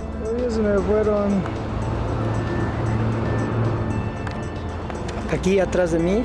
Here behind me there were UFOs moving around, really beautiful. They were yellow, they were really beautiful, and they were here, just behind me. Comparing the two videos of Carrillo and Hernandez, we can clearly see that it really is the same phenomenon.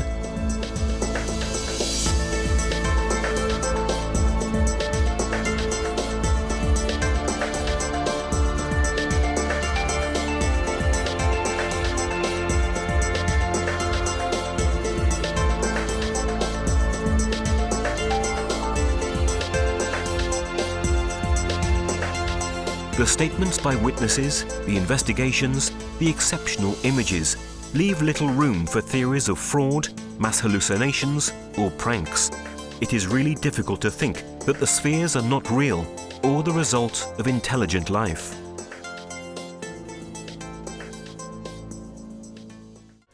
Las esferas son un fenómeno inteligente, no me cabe la menor duda. Y nosotros hemos acumulado mucho. The spheres are an intelligent phenomenon, I have no doubt, and we have accumulated lots of film where we can see this intelligent movement. They are part of a project that is even greater than they are. That's why we should believe that we are dealing with a phenomenon that shows the interest towards and the investigation upon us, human beings. Perhaps one day, this reality will be accepted by the authorities, or perhaps it will be the phenomenon itself that forces us to accept it without waiting for human decisions. It wouldn't be the first time. In the past, events have changed human history. Will we be taken by surprise this time too?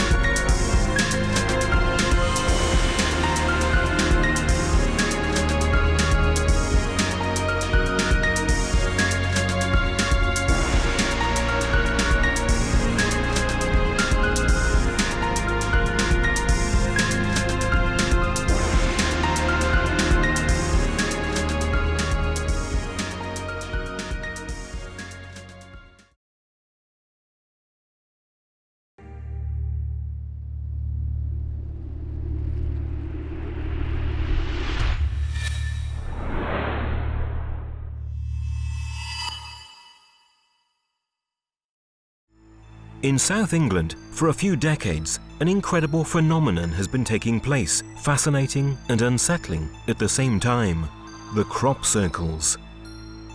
The message transmitted by these fascinating figures could have a great value for humanity. What if it were a new attempt at communication? Such a theory is definitely revolutionary, but there are strong obstacles deriving from the skepticism that circulates around the crop circles phenomenon. Most people are convinced that the pictograms are man-made, a trick organized by groups of jokers. This is the case. Never mind if enormous figures and extremely complex drawings appear overnight. So far, the large amount of data and information gathered and documented brought no results. However, in 2007, something incredible and totally unexpected happened. An event that shook the scientific approach to the phenomenon, strongly rebounding the theory that it is not a human work, but rather a form of communication made by a non-terrestrial intelligence. Is it possible that an alien civilization is trying to talk to us?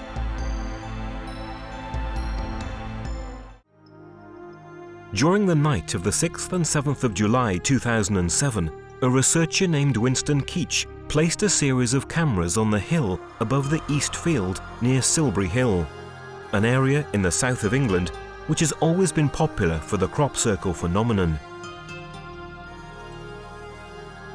Other researchers joined Mr. Keach. Gary King, a lawyer, very keen on this phenomenon, and his girlfriend Paula.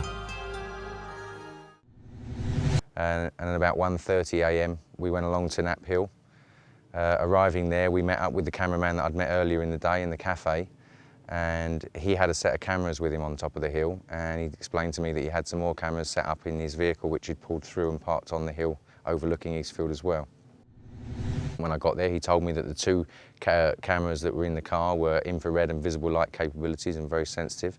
Also, the cameras he had were on the hill with him was a still camera which had a long exposure, an image enhancing device, and also another very light sensitive camera. He showed us a scan of the field with the image enhancer, and we could see clearly at that time, about 1:35, that there were no formations in the field of Eastfield or the surrounding fields next to them. We sat there then until about 3 o'clock just chatting and talking, and then just after 3 there was a big white flash of light that completely encompassed the landscape. That reminded Wynne that he needed to go down to his vehicle and change the tapes over, so he went down to the vehicle, changed the tapes and came back. And we sat there then just talking for about 20 minutes further, and then just as some light creeped in, just as some clouds must have moved away, there was a very imperceptible shadow that we could see on Eastfield. So I asked Wynne to look through his camera on the hill. He opened the viewfinder and looked through it and then said to us, "You better get up and look at this." And it was at that point, which was about 3:45 in the morning, that we discovered there was a very significant formation in Eastfield. He carried on filming. We waited for the light to come up some more, took pictures and danced around. We were very elated, and we waited until the light came up a little more, and then Paula and I drove down to the end of the field while Wynne continued filming, and he filmed us as being the first persons that walked into the formation at about 4:30. On later analysis of the footage that was taken in the car, there were two cameras running constantly all night from about 11 o'clock until 5 o'clock. So it completely covers the field. If any light would have been in that field, it would have been detected. And we've got cars and vehicles driving past at various times that are all logged, and the times of them are logged. So we know that the tapes are running for that period of time. There's about 16 hours of footage in total.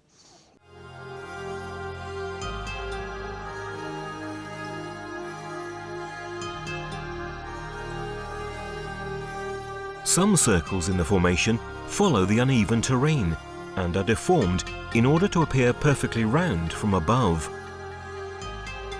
A further evidence that indicates the inexplicable nature of crop circles.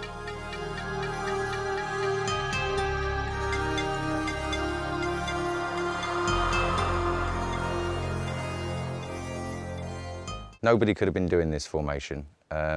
If there would have been 1/200th of a candle light of light in that field, these cameras would have picked it up. And plus, I feel that we would have seen it from the hill as well, because we were constantly maintaining an observation down on Eastfield. Quite apart from the logistical aspect of making the formation like this, the complexity, the size of the formation, the fact that the circles are ovals so that they look circular from the air. However, there is more to be surprised about. When they watched the recorded tapes, Gary King and the others realized that the cameras had caught the beam of light that reminded Wynne to change the tape. When we analysed those tapes, we found that the first visible signs of the formation through the lenses of those cameras was actually at 3:20 a.m, and that the light flash that was picked up on the end of the first tape registered for 3.5 milliseconds as an EM pulse, which is very similar to a bolt of lightning. And it was 7 minutes after that, at 3:20, that the first signs of the formation were picked up by the cameras in the car. But we again didn't see them until about 20 minutes after that.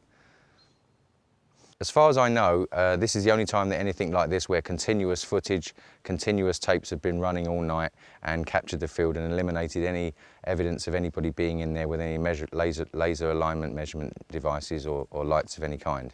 As far as I know, this is the best footage and most comprehensive footage available of when a crop circle takes. A crop circle appeared in the space of one night. An incredible event caught by Winston Keach's cameras and witnessed by Gary King and Paula. Finally, this is the definite proof that crop circles have an alien origin. What happened in Eastfield on July the 7th, 2007 is bound to be remembered as one of the most significant events since the beginning of the phenomenon in the 70s. Moreover, another consideration is added to this. If the real origin of the crop circles were human, we would be facing a repeated act of vandalism against the owners of the fields in which the pictograms occur. But so far, no one has ever taken any legal action against unknown persons for the damages suffered. So the question arises, is it possible that the British farmers themselves may have the perception of the unusual and complex nature of the crop circles? Michael Glickman is one of the main historical investigators of the phenomenon. He tried several times to convince the owners of the fields on which the pictograms appeared to denounce the damage suffered to the authorities. They're frightened. I've been to the farmers and I've said, here is a photograph of what you have got in your field. And they go, I don't want to see, don't show me this. They're scared. In addition to the claims by Michael Glickman, the direct testimony of the owner of a field where in 2007 a pictogram appeared is particularly interesting. I never saw anybody make it, and it appeared, I think, in the middle of the night. It's a real work of art, very precisely created and very accurately. And it was in a crop of wheat, which was flattened onto the ground, and it makes it very difficult to harvest it when it's like that. So I estimate that it was probably about an acre of wheat which was spoilt. When I first looked at it, it looked extremely disappointing. It just looked like a bit of vandalism, destruction. My first reaction was to prevent anybody from coming to see it, because I thought they would do a lot more damage by walking into the field and traipsing about in my crop. But a few people arrived and they were very persuasive, and so I allowed them to come in and have a look around. And they were all very nice people. I think the most interesting thing about the crop circle was the people who came to see it, actually. We had some extraordinary people, and they were all convinced that there was some outside power from outer space coming to create this thing. And it wasn't until we saw the photographs taken from the air that we realized what a beautiful thing it was. No, never forget. And luckily we've got lots of pictures. A bit disappointing to look at on the ground because you couldn't really see the formation. But the photographs taken from airplanes are absolutely amazing. And it was such a huge area. And it's very difficult to imagine how human beings could make that, because there would be so much measuring involved, and none of us can understand. Not all farmers, though, were that keen. In August 2007, a formation had not been visited by anyone because of the violent opposition of the owner of the land. The farmer fiercely threw out anyone who approached his land with the intention to visit the pictogram, and harvested it a few hours after its appearance. We've just been thrown out from the property in which the formation appeared, near the city of Marlborough. We came to this airfield to hire an ultralight aircraft and film the figure from the air, which will unfortunately disappear in a few hours. A figure over 100 meters across. A figure it has not been possible to investigate, but on the basis of what we have seen, it seems extraordinary. I hope that when we do fly over the area, the figure will still be there. Let's hope we're a little lucky. Luckily, it was possible to photograph the circle before it was removed by the threshers. In fact, the wheat had not been harvested yet, and so the pictures show the figure imprinted in the field in all its beauty and harmony. It stands out as the circle is very close to the farm. Actually, it would have been virtually impossible to make that gigantic symbol at night, and especially without letting the owner of the field notice anything. For a few decades, the crop circles have been causing excitement, fascination, divisions, and curiosity. The simplest questions have not yet found an answer. Who produces these designs, and why? the answers of science and of hoaxers. Groups of counterfeiters who make pictograms are not sufficient. Too often, the most spectacular formations have appeared over one single night, maybe even in bad weather, such as the famous one of Milk Hill in 2001. The greatest pictogram ever appeared until then, consisting of 409 circles occupying an area of 90,000 square meters. Such events give even more credit to the theory of the non-human origin of the crop circles, a phenomenon that could really be the manifestation of a project concerning the entire human race. Charles Mallet, researcher for many years and owner of the Silent Circle Cafe, the most important meeting and information point for the scholars of this phenomenon, has no doubt about it. For me, I'm personally 100% sure that elements of this phenomenon represent a direct interaction from somewhere else up here, and it seems to be connected with the Earth, with ourselves, our own metaphysical or spiritual development, the evolution of our species. Once upon a time, there was a people who possessed a considerable knowledge. A civilization whose messages have been handed over to us through time.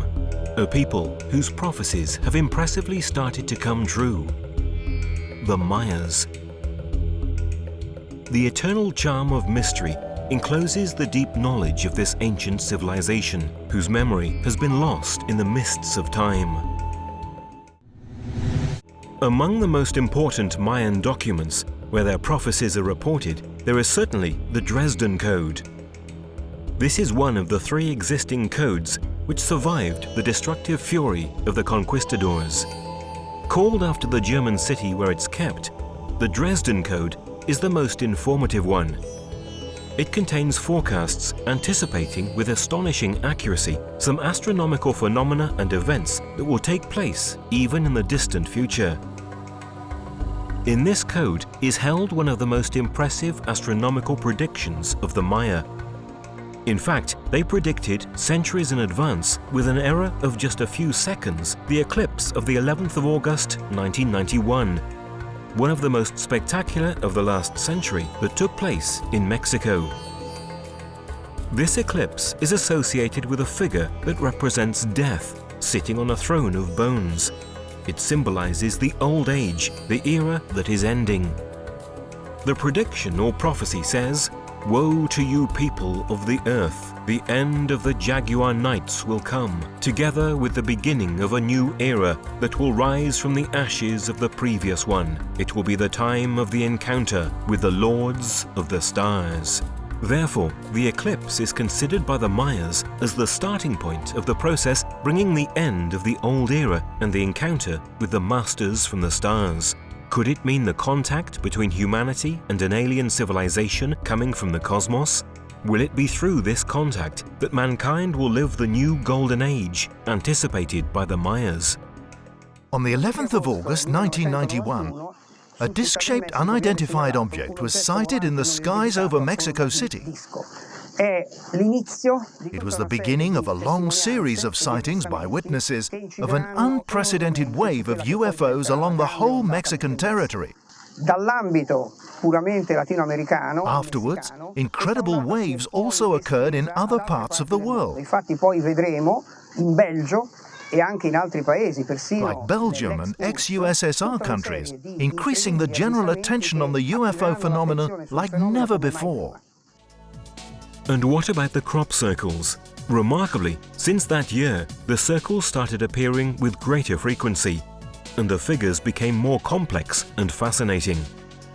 It was as if both phenomena obey the same command, as if they were part of the same project. Almost using the same language of the Mayan prophecy contained in the Dresden Code, the Lords of the Circles put a signature on the English fields by using a symbol that belongs to the Sumerian civilization. It is called Din Jir and appeared in 1992, incorporated into a pictogram representing the solar logos, which also means union of heaven and earth. The symbol Din Jir means the just people traveling on celestial ships of fire, Who are the just people, and what about the celestial ships of fire? Is it a coincidence that the Din Jia appears together with another symbol that indicates link, union between heaven and earth? The similarity with what was announced by the Mayas is extraordinary, but there is more. Why a Sumerian symbol and not a Mayan one? What is the connection between this symbol, the Dresden Code prophecy, and UFOs? The answer might come from the experience of an American policeman, Lonnie Zamora, on the 24th of April 1964, near the town of Socorro, New Mexico. In 1964, New Mexico, the policeman Lonnie Zamora witnessed the landing of an object of unknown nature. He talked about it to his colleagues who arrived soon after the object had flown away. The ground was deeply embossed. That confirmed the landing of the object. On the side of the UFO, Zamora saw a particular symbol, a sort of arrow inside a semicircle. When his colleagues arrived a few minutes after the happening, the ground was still hot and the policeman was visibly shaken. On the side of the ovoid UFO was imprinted a symbol that Zamora would never forget, the Din Jia. Incredibly, this symbol appeared again in the summer of 1999, inside a giant pictogram about 300 meters long. There were also, in greater numbers than the first time, the symbols of union between heaven and earth. But the connection between crop circles and what was announced by the prophecy of the Dresden Code regarding the Masters from the Stars is not just restricted to these occurrences. Clearer and far more important events started taking place in 2000. On the 13th of August 2000, near the Chilbolton Military Radio Telescope, appeared a beautiful crop circle that could not be deciphered. Its proximity to an installation supervised 24 hours a day makes it difficult, if not impossible, to think about a human origin. Its explanation arrived unexpectedly the year after. In fact, in the same field, on August 14th, 2001, a new pictogram appeared. This time, however, it was not the usual symbol. This is in fact a face with clear humanoid features, designed with the same technique used for the old black and white photos of newspapers. A set of points where the difference of width and distance between them creates the image. A technique never seen before in crop circles. By applying a graphic filter on the photo, more details become clear. If we apply a Gaussian filter 6.6 pixels wide, you see how light and shadow are outlined, proving that that being was alive when the picture was shot, or when they impressed this image into the wheat field. Just 5 days later, on August the 19th, a few dozen meters away from the alien face, an even more shocking figure appeared. It seemed the reply to the binary code message transmitted by the Arecibo radio telescope in 1974. It was right in that year, in fact, that Frank Drake, scientist and director of Arecibo at the time, together with the famous astronomer Carl Sagan, tried to communicate with a group of stars identified as M13. It sent out a message of introduction of mankind to a hypothetical alien civilization, indicating data on our numerical system, on the basic atoms of terrestrial life, on the structure of human DNA, and of our solar system with the Earth's relative position. They also included data relative to the Arecibo radio telescope. According to calculations, the message should have taken 25,000 years to reach its destination, and the same again to receive a reply. A really long time, let alone the fact that no one could tell whether that group of stars really hosted a supposed alien civilization. These circumstances make even more startling the appearance of the Chilbolton pictogram. Is it possible that someone received our message and replied to it much earlier than expected? We have the same numerical system with 0 and 1. Therefore, the answers are universal. The basic atoms of life are the same, but in their body there is also silicon. Luego vemos otra más. Then, where the chemistry of DNA is mentioned, we also notice the fact that all the components of our DNA are clearly identical to theirs. This shows that we come from the same universal principle. When they mention their genome, they tell us that they have 1,048,000 sequences more than us. This means that they are much more evolved than us, which is normal. Since they have been able to achieve such a development, to prepare a similar message, they ought to have a greater evolution. Then they provide other details, telling us that they live in 2 planets and 4 moons, namely in 6 different worlds. And finally, they refer to the instrument used to send out this message. Surprisingly, we found that the figure representing this device appeared 1 year before in the same place. Thus, they notified that in the same place they would have given a new message. The way in which these beings speak to us needs to be carefully interpreted. The elements involved in the Chilbolton pictograms are astonishing. Is this really the reply of an alien civilization? Is it fake or real? The Mayan Dresden Code announces that, starting from the 1991 eclipse, it has begun a process that will lead humanity to the encounter with the Lords of the Stars. Are these events part of it?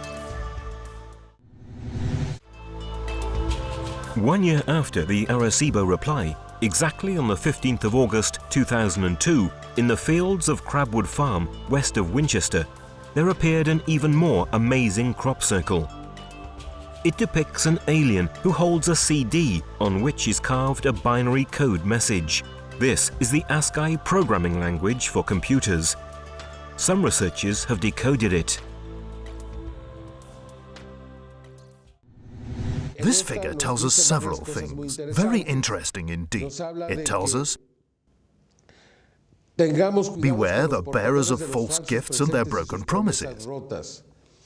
Yo no sé si esto se dirige hacia lo que significa. I don't know if this is related to what is, meaning global warming, or to wrong messages that they have given us, or if, on the other hand, it is directly related to the beginning of the war in Iraq, given that this warning, this message, appeared in August 2002.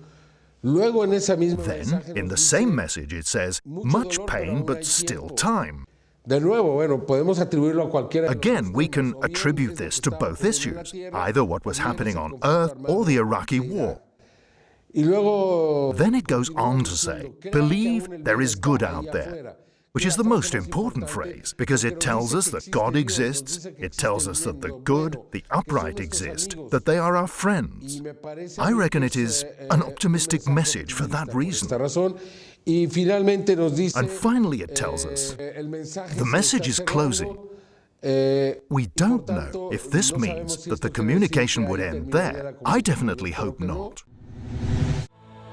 The so-called alien face from Crabwood Farm has raised much controversy about its authenticity. Yet, after many years, nobody has shown it to be a fake, and no one has claimed its creation. The complexity of its realization, simulating the structure of a television frame, the three-dimensional effect of the figure, the difficulty of achieving the binary code in a spiral, as in real compact discs, are all elements that make the hoax theory very unlikely. There is also another important element emerging from the encoding of the message. Some statements remind us of the Mayan prophecies. The phrase, "there is good out there," confirms the very Mayan concept of a universe governed by firm laws of harmony. Much pain but still time seems to emphasize what was predicted by the prophecies on the years preceding the date of 2012. Finally, the conduit is closing seems a direct reference to the end of the cycle on the 21st of December 2012.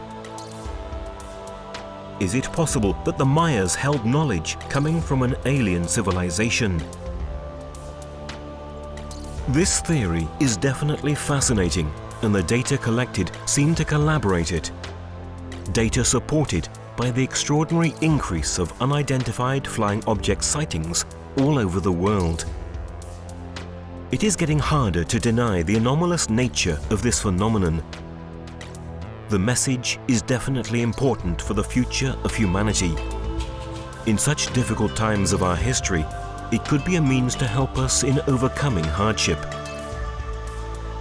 Will mankind appreciate its worth?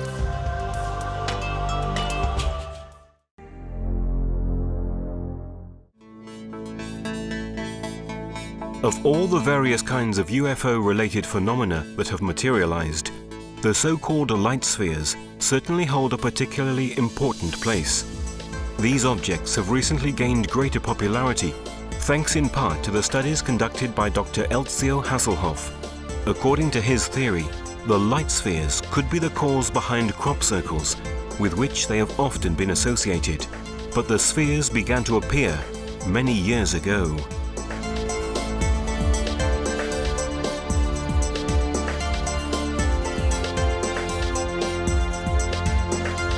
During the Second World War, airplane pilots on both sides of the war reported on several occasions that they were flanked by mysterious light spheres during their missions. These spheres could execute maneuvers that would have been impossible for the pilots' airplanes. Their many attempts to outstrip the spheres and avoid pursuit were unsuccessful, and in fact, the spheres often seemed to anticipate the maneuvers of even the most experienced pilots. They appeared in all areas involved in the war, from Europe to the Far East, and it was soon clear that they were not secret enemy weapons.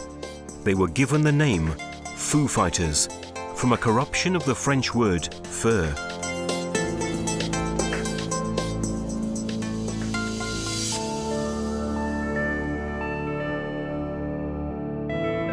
The objects appeared to be glowing, bright spheres in colors ranging between red, orange, yellow, white, and green. The instruments aboard the planes experienced malfunctioning when these mysterious craft appeared, and once radar technology became operative, the pilots realized that the craft were not detected by their radar devices. El fenómeno de las esferas se inicia en la Segunda Guerra Mundial. The phenomenon of flying spheres begins to manifest during the Second World War, during the air attacks among American, English, German, and of course Italian and Japanese air forces. Cada una de estas fuerzas aéreas tuvo reportes y supo de la presencia. They all reported the presence of these spheres. Each of them thought they were secret enemies' weapons. And so they were frightened as they moved with great freedom. They could come very close to or move away from airplanes, almost passing between them. The committees established by both the Allies and the Germans to investigate the phenomenon did not officially reach any serious result. Initially, the pilots and their superiors were bewildered and understandably afraid that the spheres were secret enemy weapons. They later became accustomed to this presence, considering it innocuous. According to the pilot's statements, the objects were filmed on several occasions, but the films have since been kept in secret military archives.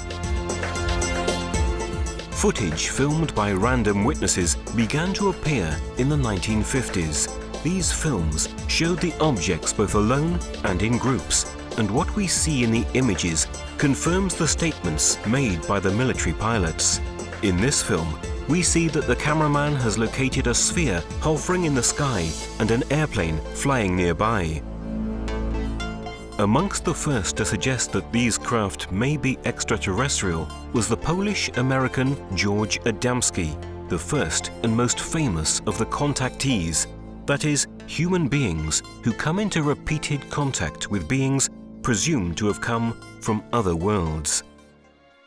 Adamski declared that these flying objects were remote-controlled surveying probes that extraplanetary spaceships had launched into Earth's orbit for study purposes.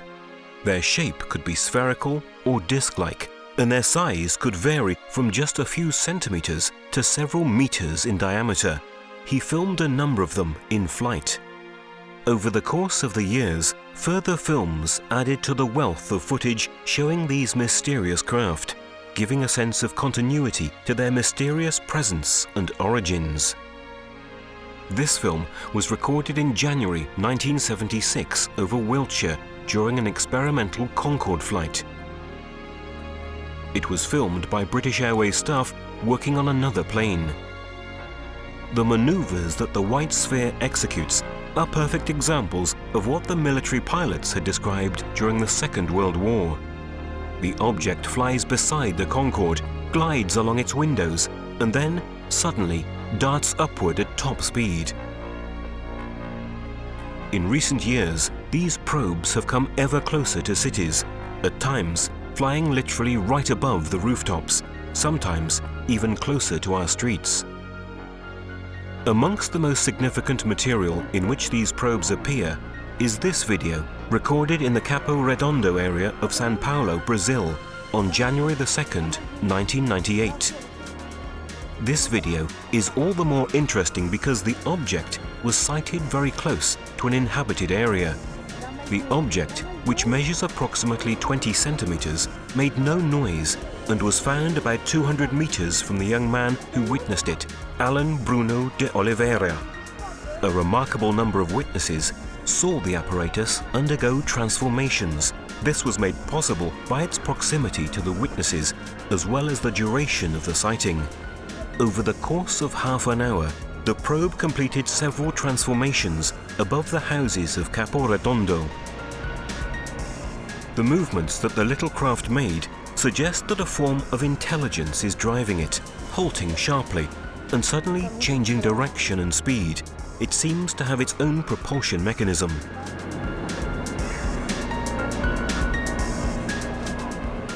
These particular flying objects were also sighted in Mexico. This is one of the first of these fascinating videos. In Mexico City, while a squadron of military helicopters was being filmed during a public show, an apparently metal object unexpectedly passed between the terrestrial craft, to the amazement of the pilots, who later bore witness to the event. This is a solid object. We can see that it stands out clearly against the dark outline of one of the helicopters. It makes a diagonal descending trajectory, and it is most certainly equipped with its own propulsion system, because it flies through the strong vortex of air created by the helicopter's rotary blades without experiencing any disturbance. Moreover, this demonstrates that the object cannot be a sounding balloon, a hot air balloon, or any other kind of gas-filled object.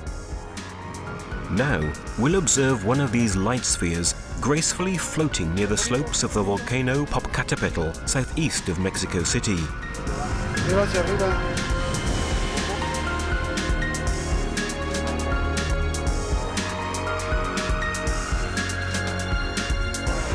This document shows another one of these spheres flying at a very low altitude above the Mexican city of Guadalajara.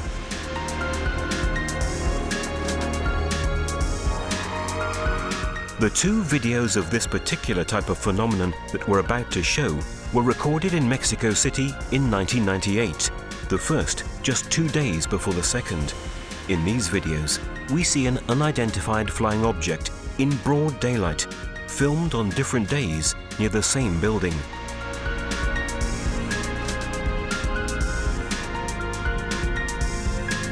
In the first video, the object hovers by the side of the building.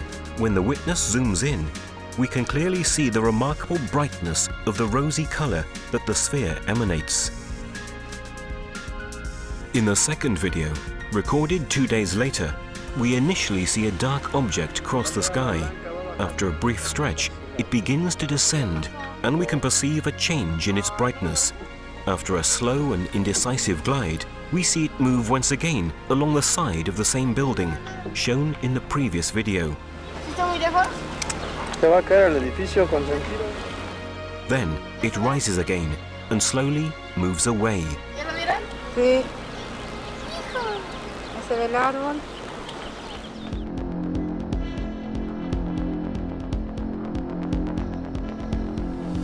Of the cases of UFO contact that have come to light in recent years, one of the most interesting, from a photographic perspective, is the case involving Raúl Domínguez of Mexico.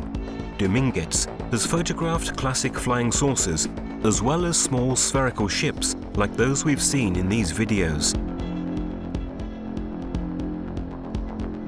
The objects seem to be made of metal. Domínguez reported that he watched the objects suddenly become transparent when an airplane approached them, only to return to a metallic state when the earthly craft moved away. One of the first films to show the spheres in a group was made in the United States during the 1950s. The phenomenon reappeared in Mexico in the 1990s and in a rather widespread manner. The large number of objects shown in these videos caused quite a stir. This video was recorded in Mexico City on October the 27th, 1992 by Ulises Trujillo. These formations seem to represent the constellations. In Mexico, they were dubbed flotillas.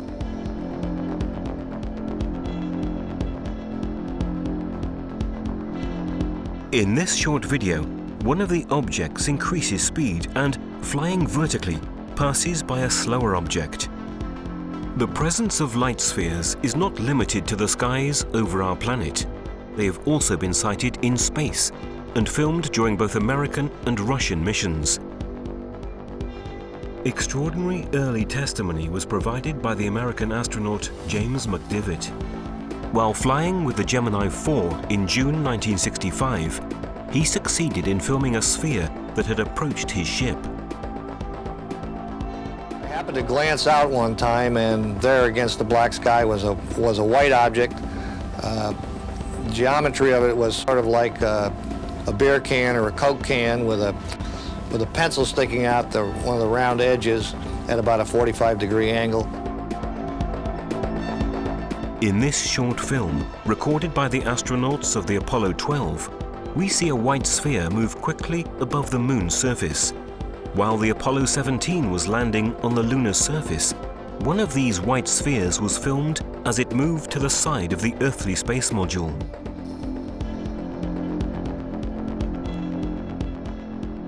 During mission STS-51A of the American shuttle Discovery in November 1984, an apparently metal object entered into the video camera's field of vision, making a quick maneuver to the right and then disappearing again.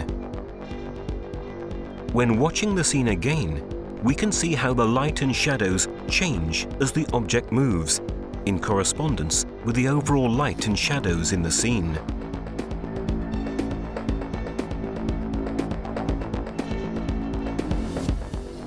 This was not the first occasion in which the video cameras installed on the shuttle detected these objects. During mission STS-37 of April 1991, a nearly identical object was filmed. This time, the object didn't disappear straight away, but rather it swayed in front of the video camera long enough for us to observe its features more closely.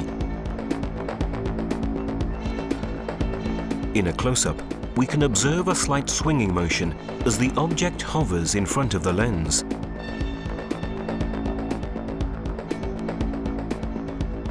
We can also evaluate how its shadow changes as it moves, indicating that the object is three-dimensional. The next video is even more extraordinary. It was recorded in August 1991 by a Japanese colleague who accompanied Russian astronauts Volkov and Krikalev on their mission. Initially, the images show the shuttle bringing supplies to the Mir space station. Then, the video camera catches a glowing object that stands out clearly against the dark space outside.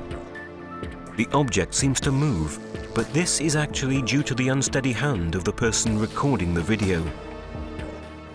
Later, the footage moves for a few seconds to the Earth's surface.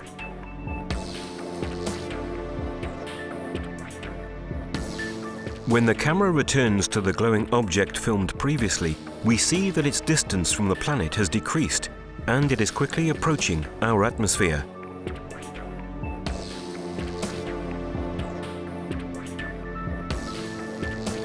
It then disappears, definitely into the faint light. The maneuver demonstrates that unidentified flying objects enter into our atmosphere. It was the first time such a clear video showing this kind of event had been recorded. Specialists at the Russian Mission Control Center call these phenomena anomalies, a word that actually makes many significant implications.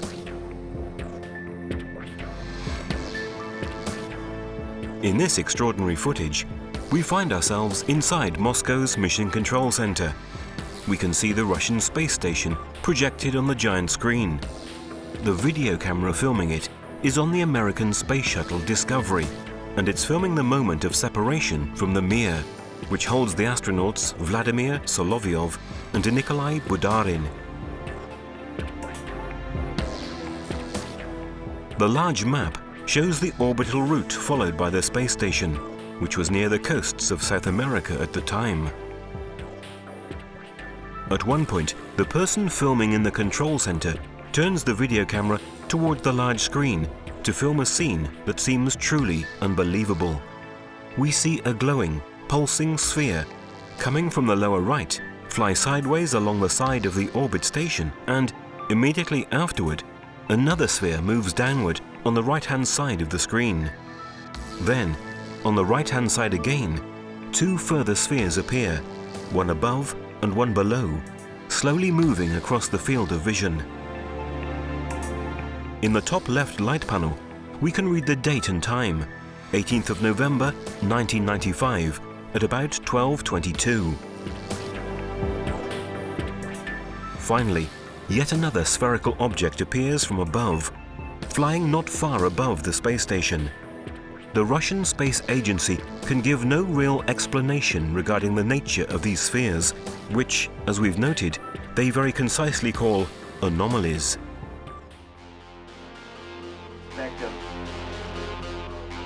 The video we're about to see was recorded by an American researcher who prefers to remain anonymous for security reasons. A UFO research enthusiast who has managed to install 4 powerful satellite dishes in the courtyard of his home. He intercepted transmissions made during the shuttle's joint mission with the Mir space station. The images are astonishing. As the shuttle docks and separates from Mir, several pulsating objects can be seen twirling near the earthly shuttles. The maneuvers that many of these objects make suggest that they are vehicles equipped with an autonomous propulsion system, and that they cannot be man-made satellites, meteors, space debris, ice fragments, or anything of the kind. Their sudden acceleration or sharp halting movements seem to demonstrate that these vehicles may be built with technologies unknown to us.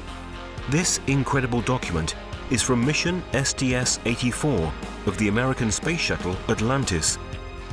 Here we see the entire filmed sequence. We can make out part of the shuttle's hull and Mir in the distance. As the video camera reduces the field of vision, we note a group of objects moving away from the Russian station. As the camera continues to zoom in, 2 further objects appear, making a diagonal trajectory from the lower right to upper left. The larger object comes rather close to Mir. Then, another sphere emerges on the right, following the same trajectory of the previous ones.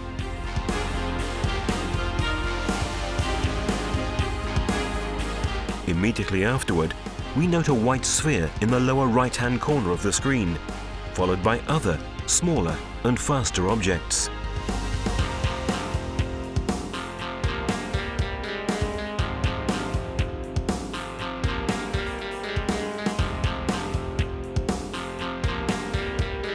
When this first group is about to move off screen, the shuttle's video camera moves downward, filming another group of objects that have moved toward Mir in the meantime.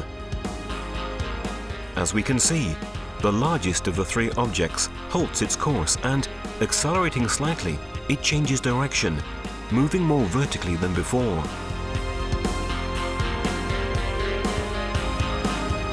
Finally, a new, glowing, pulsing sphere arrives from below. As soon as it enters the field of vision, it changes direction and speeds up. Immediately afterward, this craft is followed by a smaller object.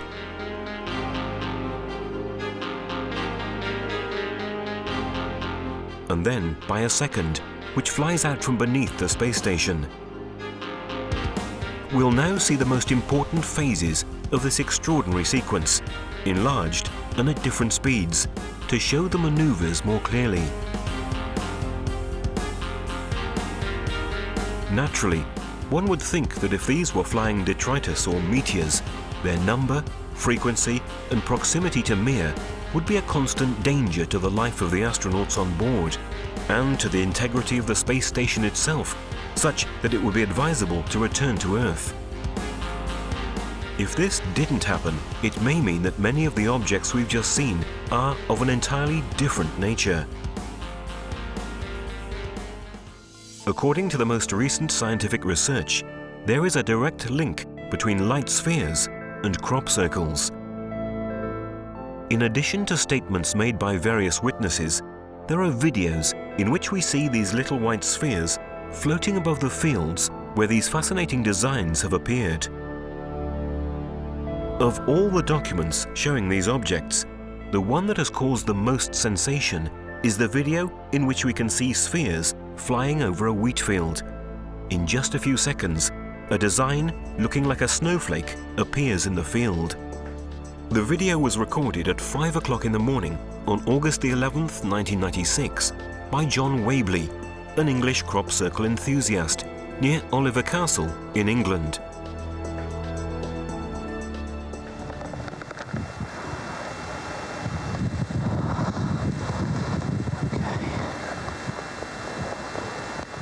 This is amazing.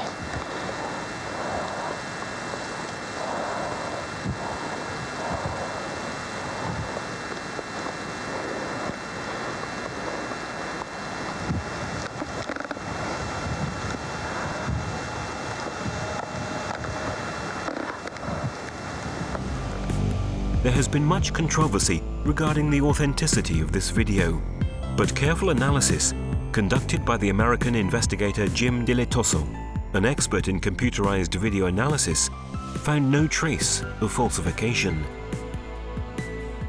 The key thing is that if the Oliver's Castle image was made digitally, that word digital says it went into a computer. In the vertical interval signal of the copy that we have, there is no evidence that it was ever digital format. So point of the story is I find no evidence of a hoax in the Oliver's Castle crop circle formation, and I find enough unique and interesting things to think that it very well could be real and should be studied further. Other researchers have denied the authenticity of the video, but so far, no one has been able to provide valid evidence to support this argument. Furthermore, the design appearing in the video was real, and it had the features of true crop circles. However, according to the famous English crop circle scholar, engineer Colin Andrews, some doubts have been raised due to the strange behavior of the person responsible for the video. So I am, unfortunately, as a researcher, not qualified in that field, simply to accept that Jim believes it, and others, it to be technically real, authentic, and yet the groundwork into the individual concerned is highly questionable, rather than I am so sorry not to be able to totally embrace it. In any case, while waiting for a definitive verdict, the video gives us a visual idea of what happens in these cases, corresponding to the statements made by numerous reliable witnesses who have seen such a phenomenon take place. Strange story. People tell about balls of light, whatever they are, flying around in crop circles, flying over the fields, and sometimes even creating crop circles. Regardless of whether the video is authentic or a fake, one thing is certain: it illustrates what many people have observed throughout the world. The videos we've seen so far show an astonishing reality unknown to most. These documents have emerged thanks to the investigations conducted by researcher Giorgio Bongiovanni. I've been able to collect these videos and testimonies thanks to the cooperative relationship I've established with some of the leading ufological researchers and investigators throughout the world. Io ritengo che il pubblico debba conoscere queste testimonianze e questi filmati. I believe that the public ought to know about these testimonies and videos because today, after so much skepticism and disbelief, science is beginning to take these phenomena seriously, at least for study purposes.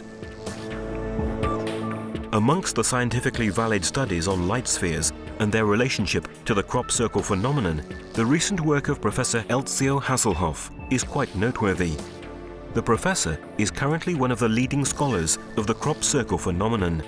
His research has analyzed the possible link between the deformations of the nodes in the wheat plants sampled from the crop circles and an electromagnetic source placed at a certain height above the wheat. The result of these analyses is displayed in this graph.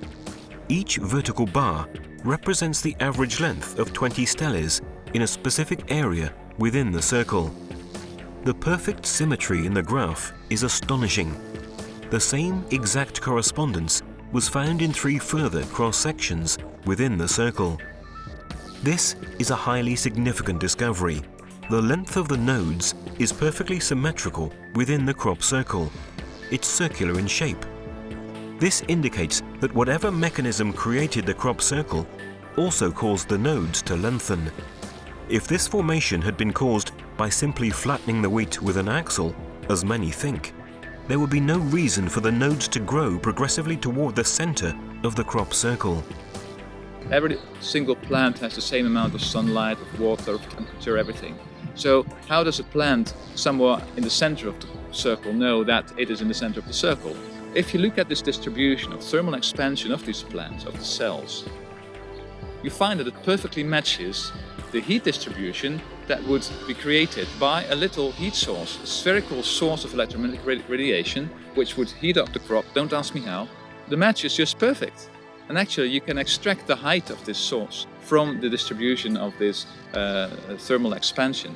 And in one case, the height corresponded to 4 meters and 10 centimeters, while the eyewitness said it was about 3 or 4 meters. The measurements taken for the average length of the nodes have been discovered to correspond perfectly to theoretical values if the source of the radiation had been at a height of 4.1 meters above the plants. This finding perfectly fits the statements made by witnesses and the images shown in the Oliver Castle video. And you find quantitative evidence which corresponds perfectly to what these people say. So at that point in time, you can't just ignore what these people say. You should at least pay attention to them. Professor Hasselhoff has written an article giving details of identical results achieved in other crop circles. In the article, he arrives at the conclusion that the electromagnetic light spheres must be involved with the development of the crop circles. The article was published in Physiologia Plantarum, a scientific journal on plant physiology and biophysics.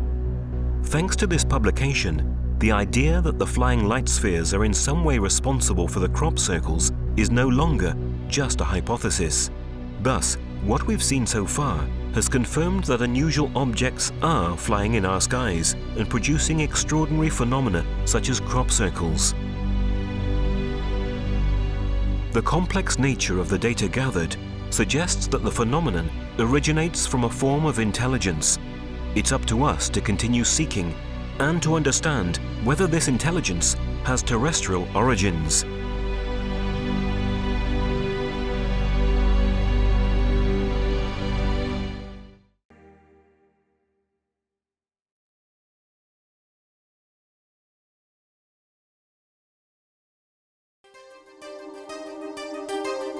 Crop circles, a mystery that fascinates, amazes, and gives rise to heated debate.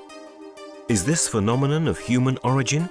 Are the authors really two old men, David Chorley and Doug Bauer? Yet, one of the pair is now dead, and the pictograms are still there. They continue to appear in ever more beautiful and complex forms, in spite of the fact that one of the pair is no longer with us. Who creates them? Are they man's work, or were they created by forms of intelligence of other origin? What is the function of the mysterious balls of light often seen above the fields where crop circles appear? Is someone trying to communicate with us? A series of questions to which we will try to give an answer. A mystery to be resolved that could be important.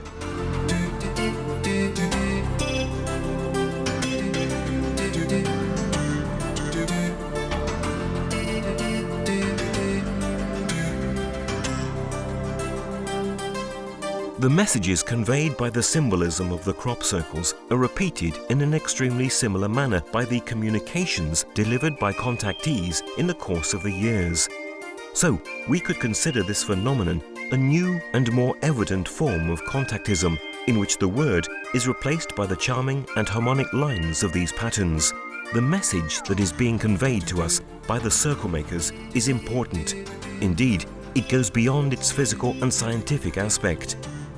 Having said this, we will call upon what the Swiss contactee Billy Meyer reported about a flying object from the Pleiades, which left the 3 marks we are now seeing on the grass in Switzerland.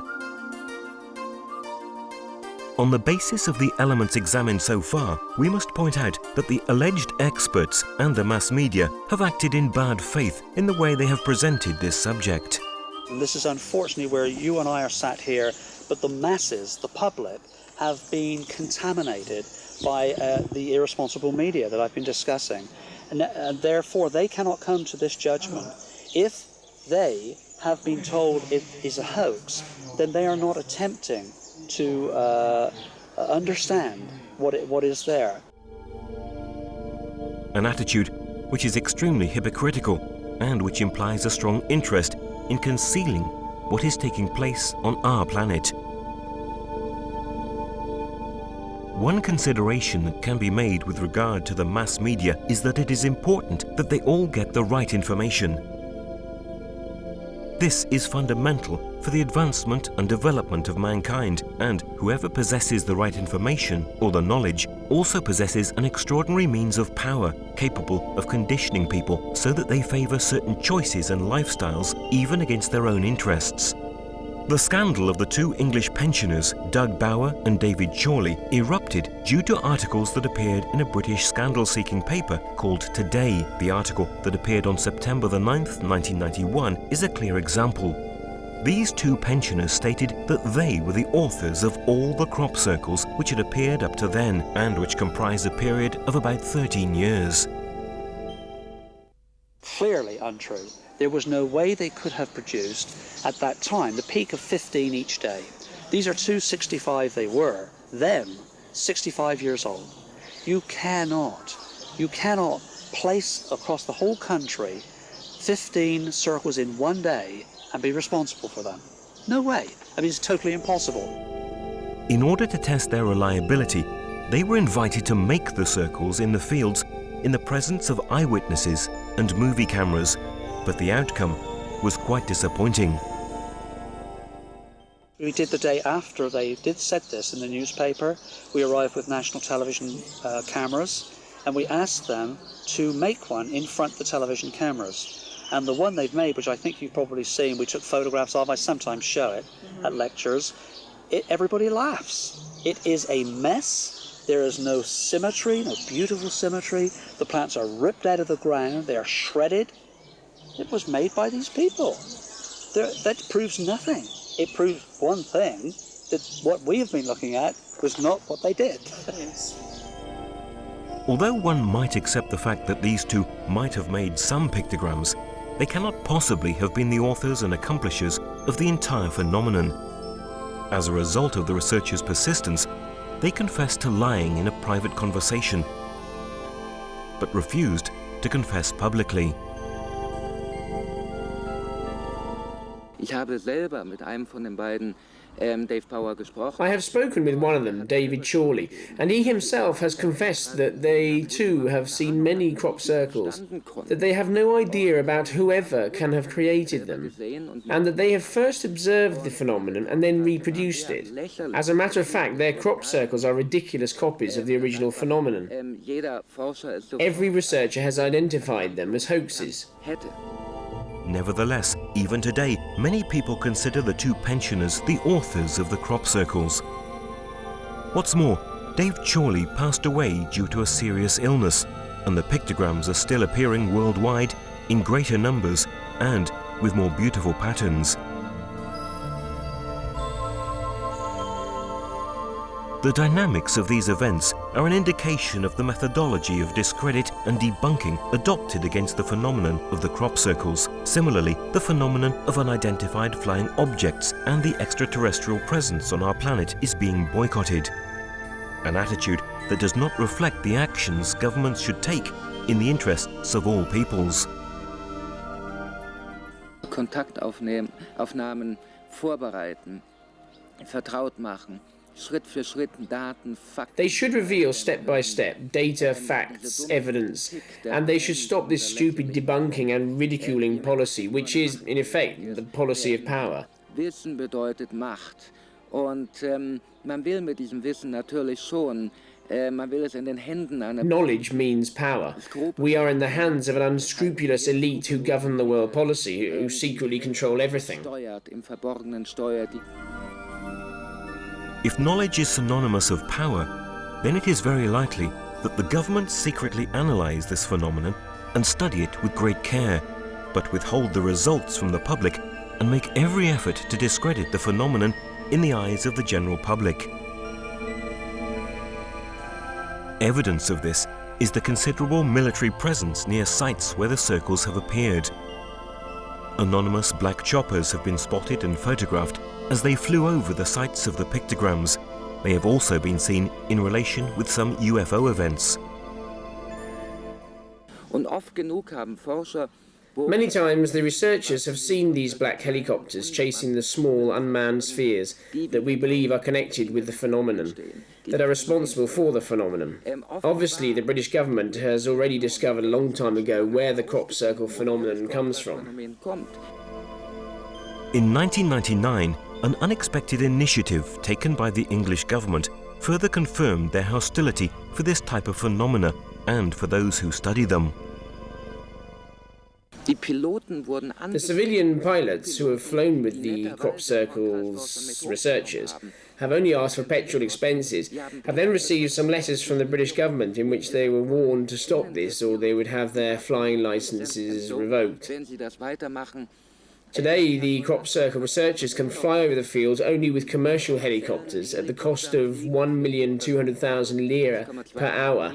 That makes the crop circle investigation more difficult. All these activities indicate that those who hold the strings of the world do not want to afford mankind the opportunity to realize that advanced civilizations are encouraging a change of heart on our part. If man became aware that it is possible to live in peace and harmony, not waging wars, without battles of any kind, with true justice and equality for all, many privileges would immediately fall.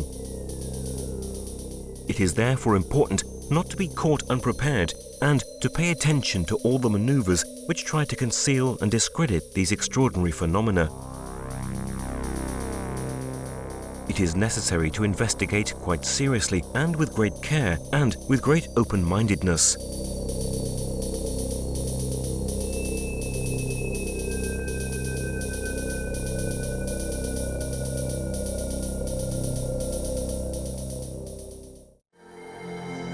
In Italy, the phenomenon of the crop circles is practically absent. The photographs we are showing are relative to events occurred in the fall of 1995 in the province of Pordenone. However, almost all of the components manifested by the phenomenon in England are missing here. The similarities of these interactions with the crop circles are only in the circular shape and in some effects found on the plants involved in the phenomenon. The meticulous investigations carried out by the Italian researcher Professor Antonio Chiumento have brought to light the characteristic effects caused by the action of some form of energy comparable to microwaves.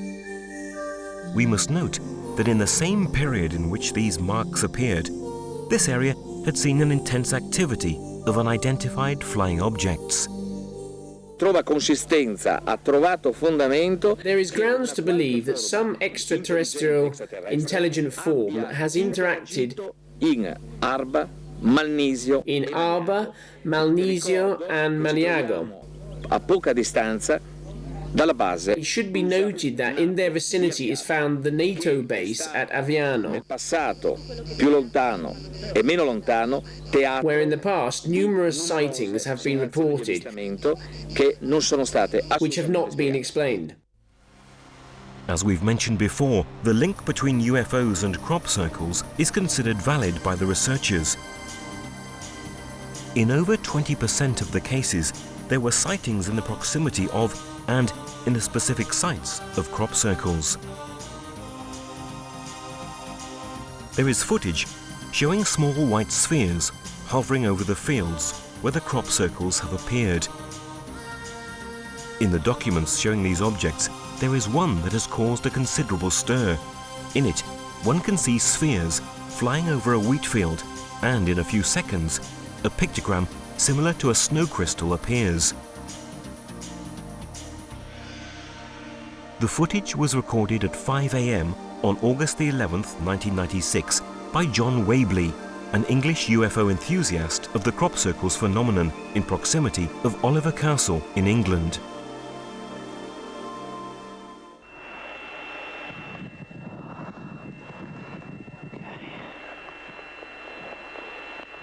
This is amazing.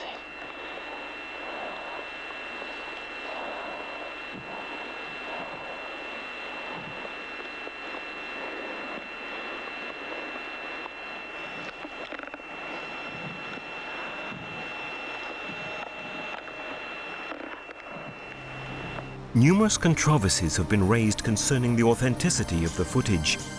However, the accurate analyses carried out by the American researcher Jim Diletoso, an expert of computerized systems of video analysis, have not ascertained any trace of falsification.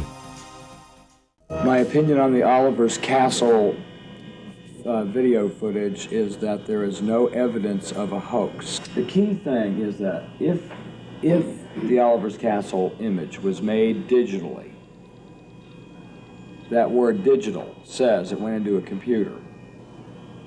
In the vertical interval signal of the copy that we have, there is no evidence that it was ever digital format.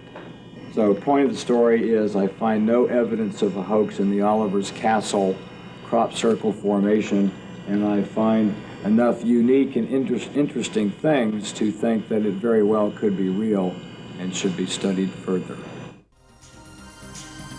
Other researchers have challenged the authenticity of this footage, but so far, no one has been able to furnish any valid proof. What's more, the pictogram that appears in the video was real and contained the characteristics seen in the real crop circles.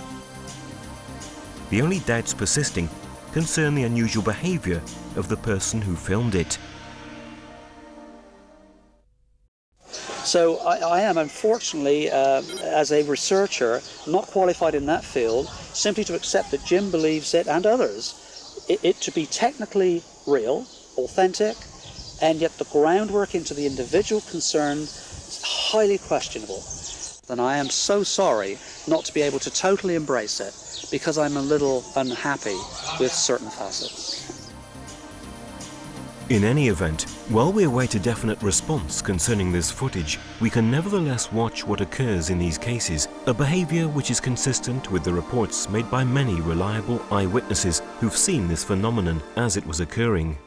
Aside from the possibility that the video might be real or false, it certainly has shown what many people around the world have observed. There is other footage, quite well known by the UFO enthusiasts and UFO experts, in which similar objects are seen as they perform maneuvers that no vehicle of earthly origin would be able to perform. During the maneuvers of Apollo 17 on the Moon's surface, one of these white spheres was seen hovering next to the space module. This footage was filmed in January 1976 over the English county of Wiltshire during an experimental flight of Concorde by the cameraman aboard a British Airways plane. In the 90s, these spheres were seen and recorded on film even more frequently in various parts of the world, an activity which is increasing along with the phenomenon of the crop circles and of other extraordinary manifestations worldwide. The particular nature of these spheres and the potent spiritual symbolism manifested by the crop circles has led some experts to suppose that in reality, the entities responsible for the crop circles go beyond the concept of scientifically and technologically advanced alien civilizations, postulating that they could be such highly developed entities that they have totally sublimed the physical nature of their body onto a plane of pure energy. A concept that has become familiar to the public thanks to the experience of the contactee Carlos Diaz, but also largely spoken about by the contactee Eugenio Siragusa.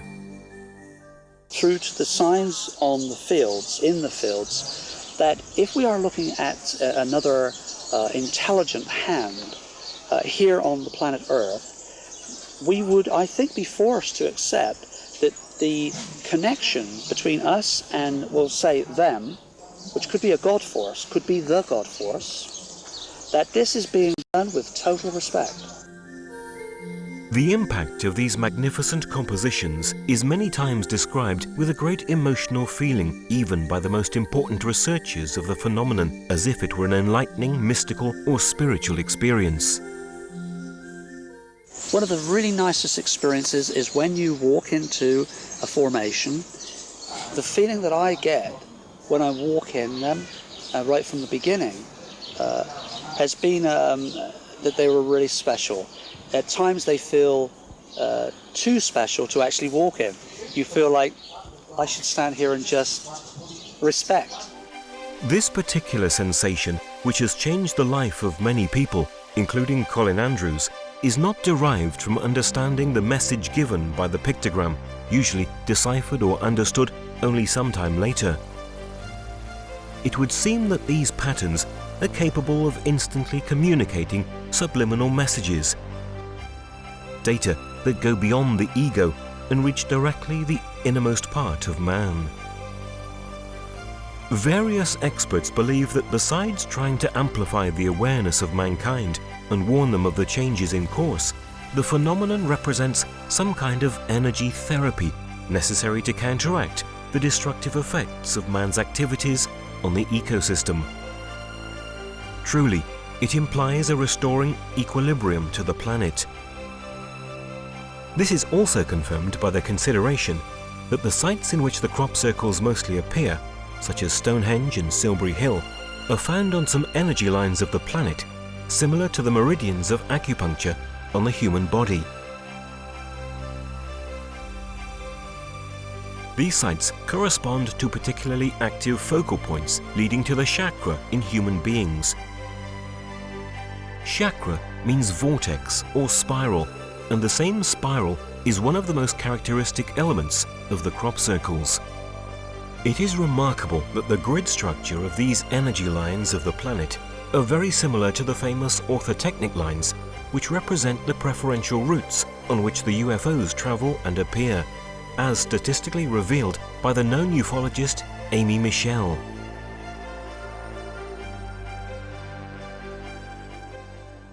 There is a very interesting connection between the crop circles and an ancient science called geomancy. This ancient culture practiced acupuncture. It manipulated the magnetic energy of the earth thanks to certain areas where sacred buildings have been built. In these areas flows the energy that establishes a contact with the cosmos. They use this energy to make the soil rich. Aimé Michel, an important French UFO researcher, has observed that the majority of UFO sightings happen along these ancient lines, stattfinden und dass offenbar die UFOs mit dem Magnetfeld der Erde arbeiten. and that the UFOs work with the magnetic field of the Earth, and they use them like roads, like the railroad.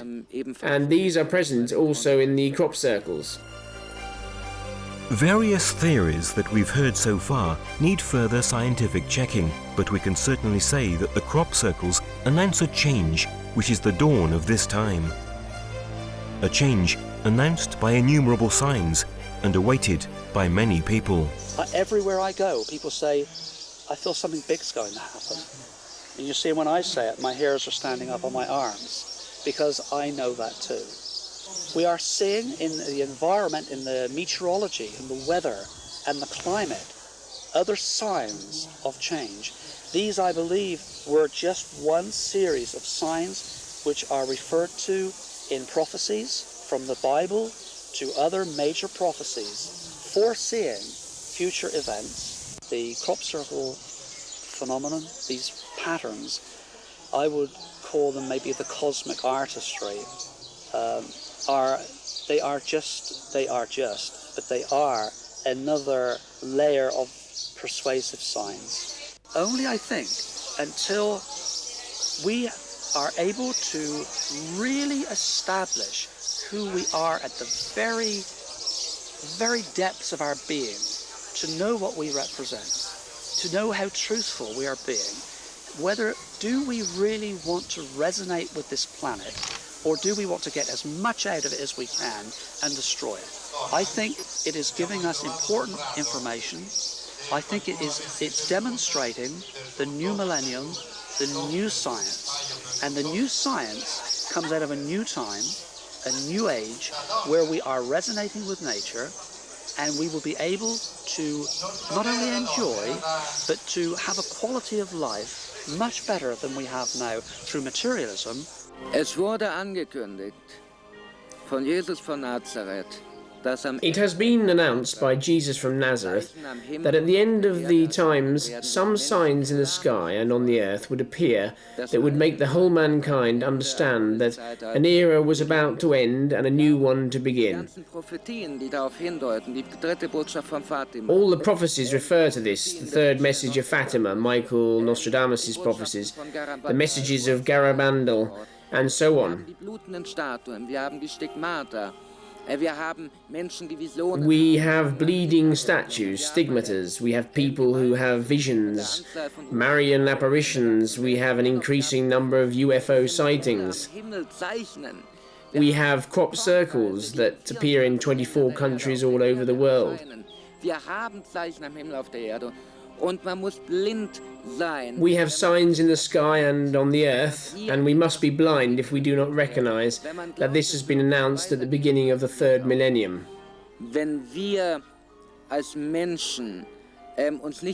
If we as people are not influenced by consumerism, by greed, but by spiritual values, the values of Christianity, by the values of an authentic religion that we have to feel within us, then we as people could create a new age of brotherhood and justice here on earth.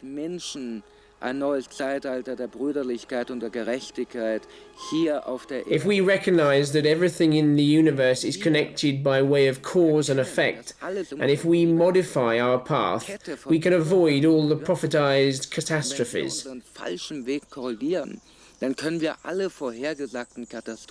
We have to heed what is revealed, what is in the Gospels, what is told in the prophecies, and so on.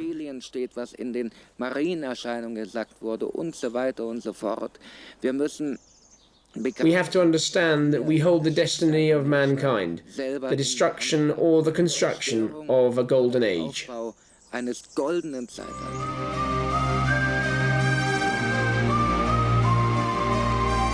With words of hope and exhortation on the part of these researchers, we close this path that we hope has brought some light on a very important phenomenon of these times.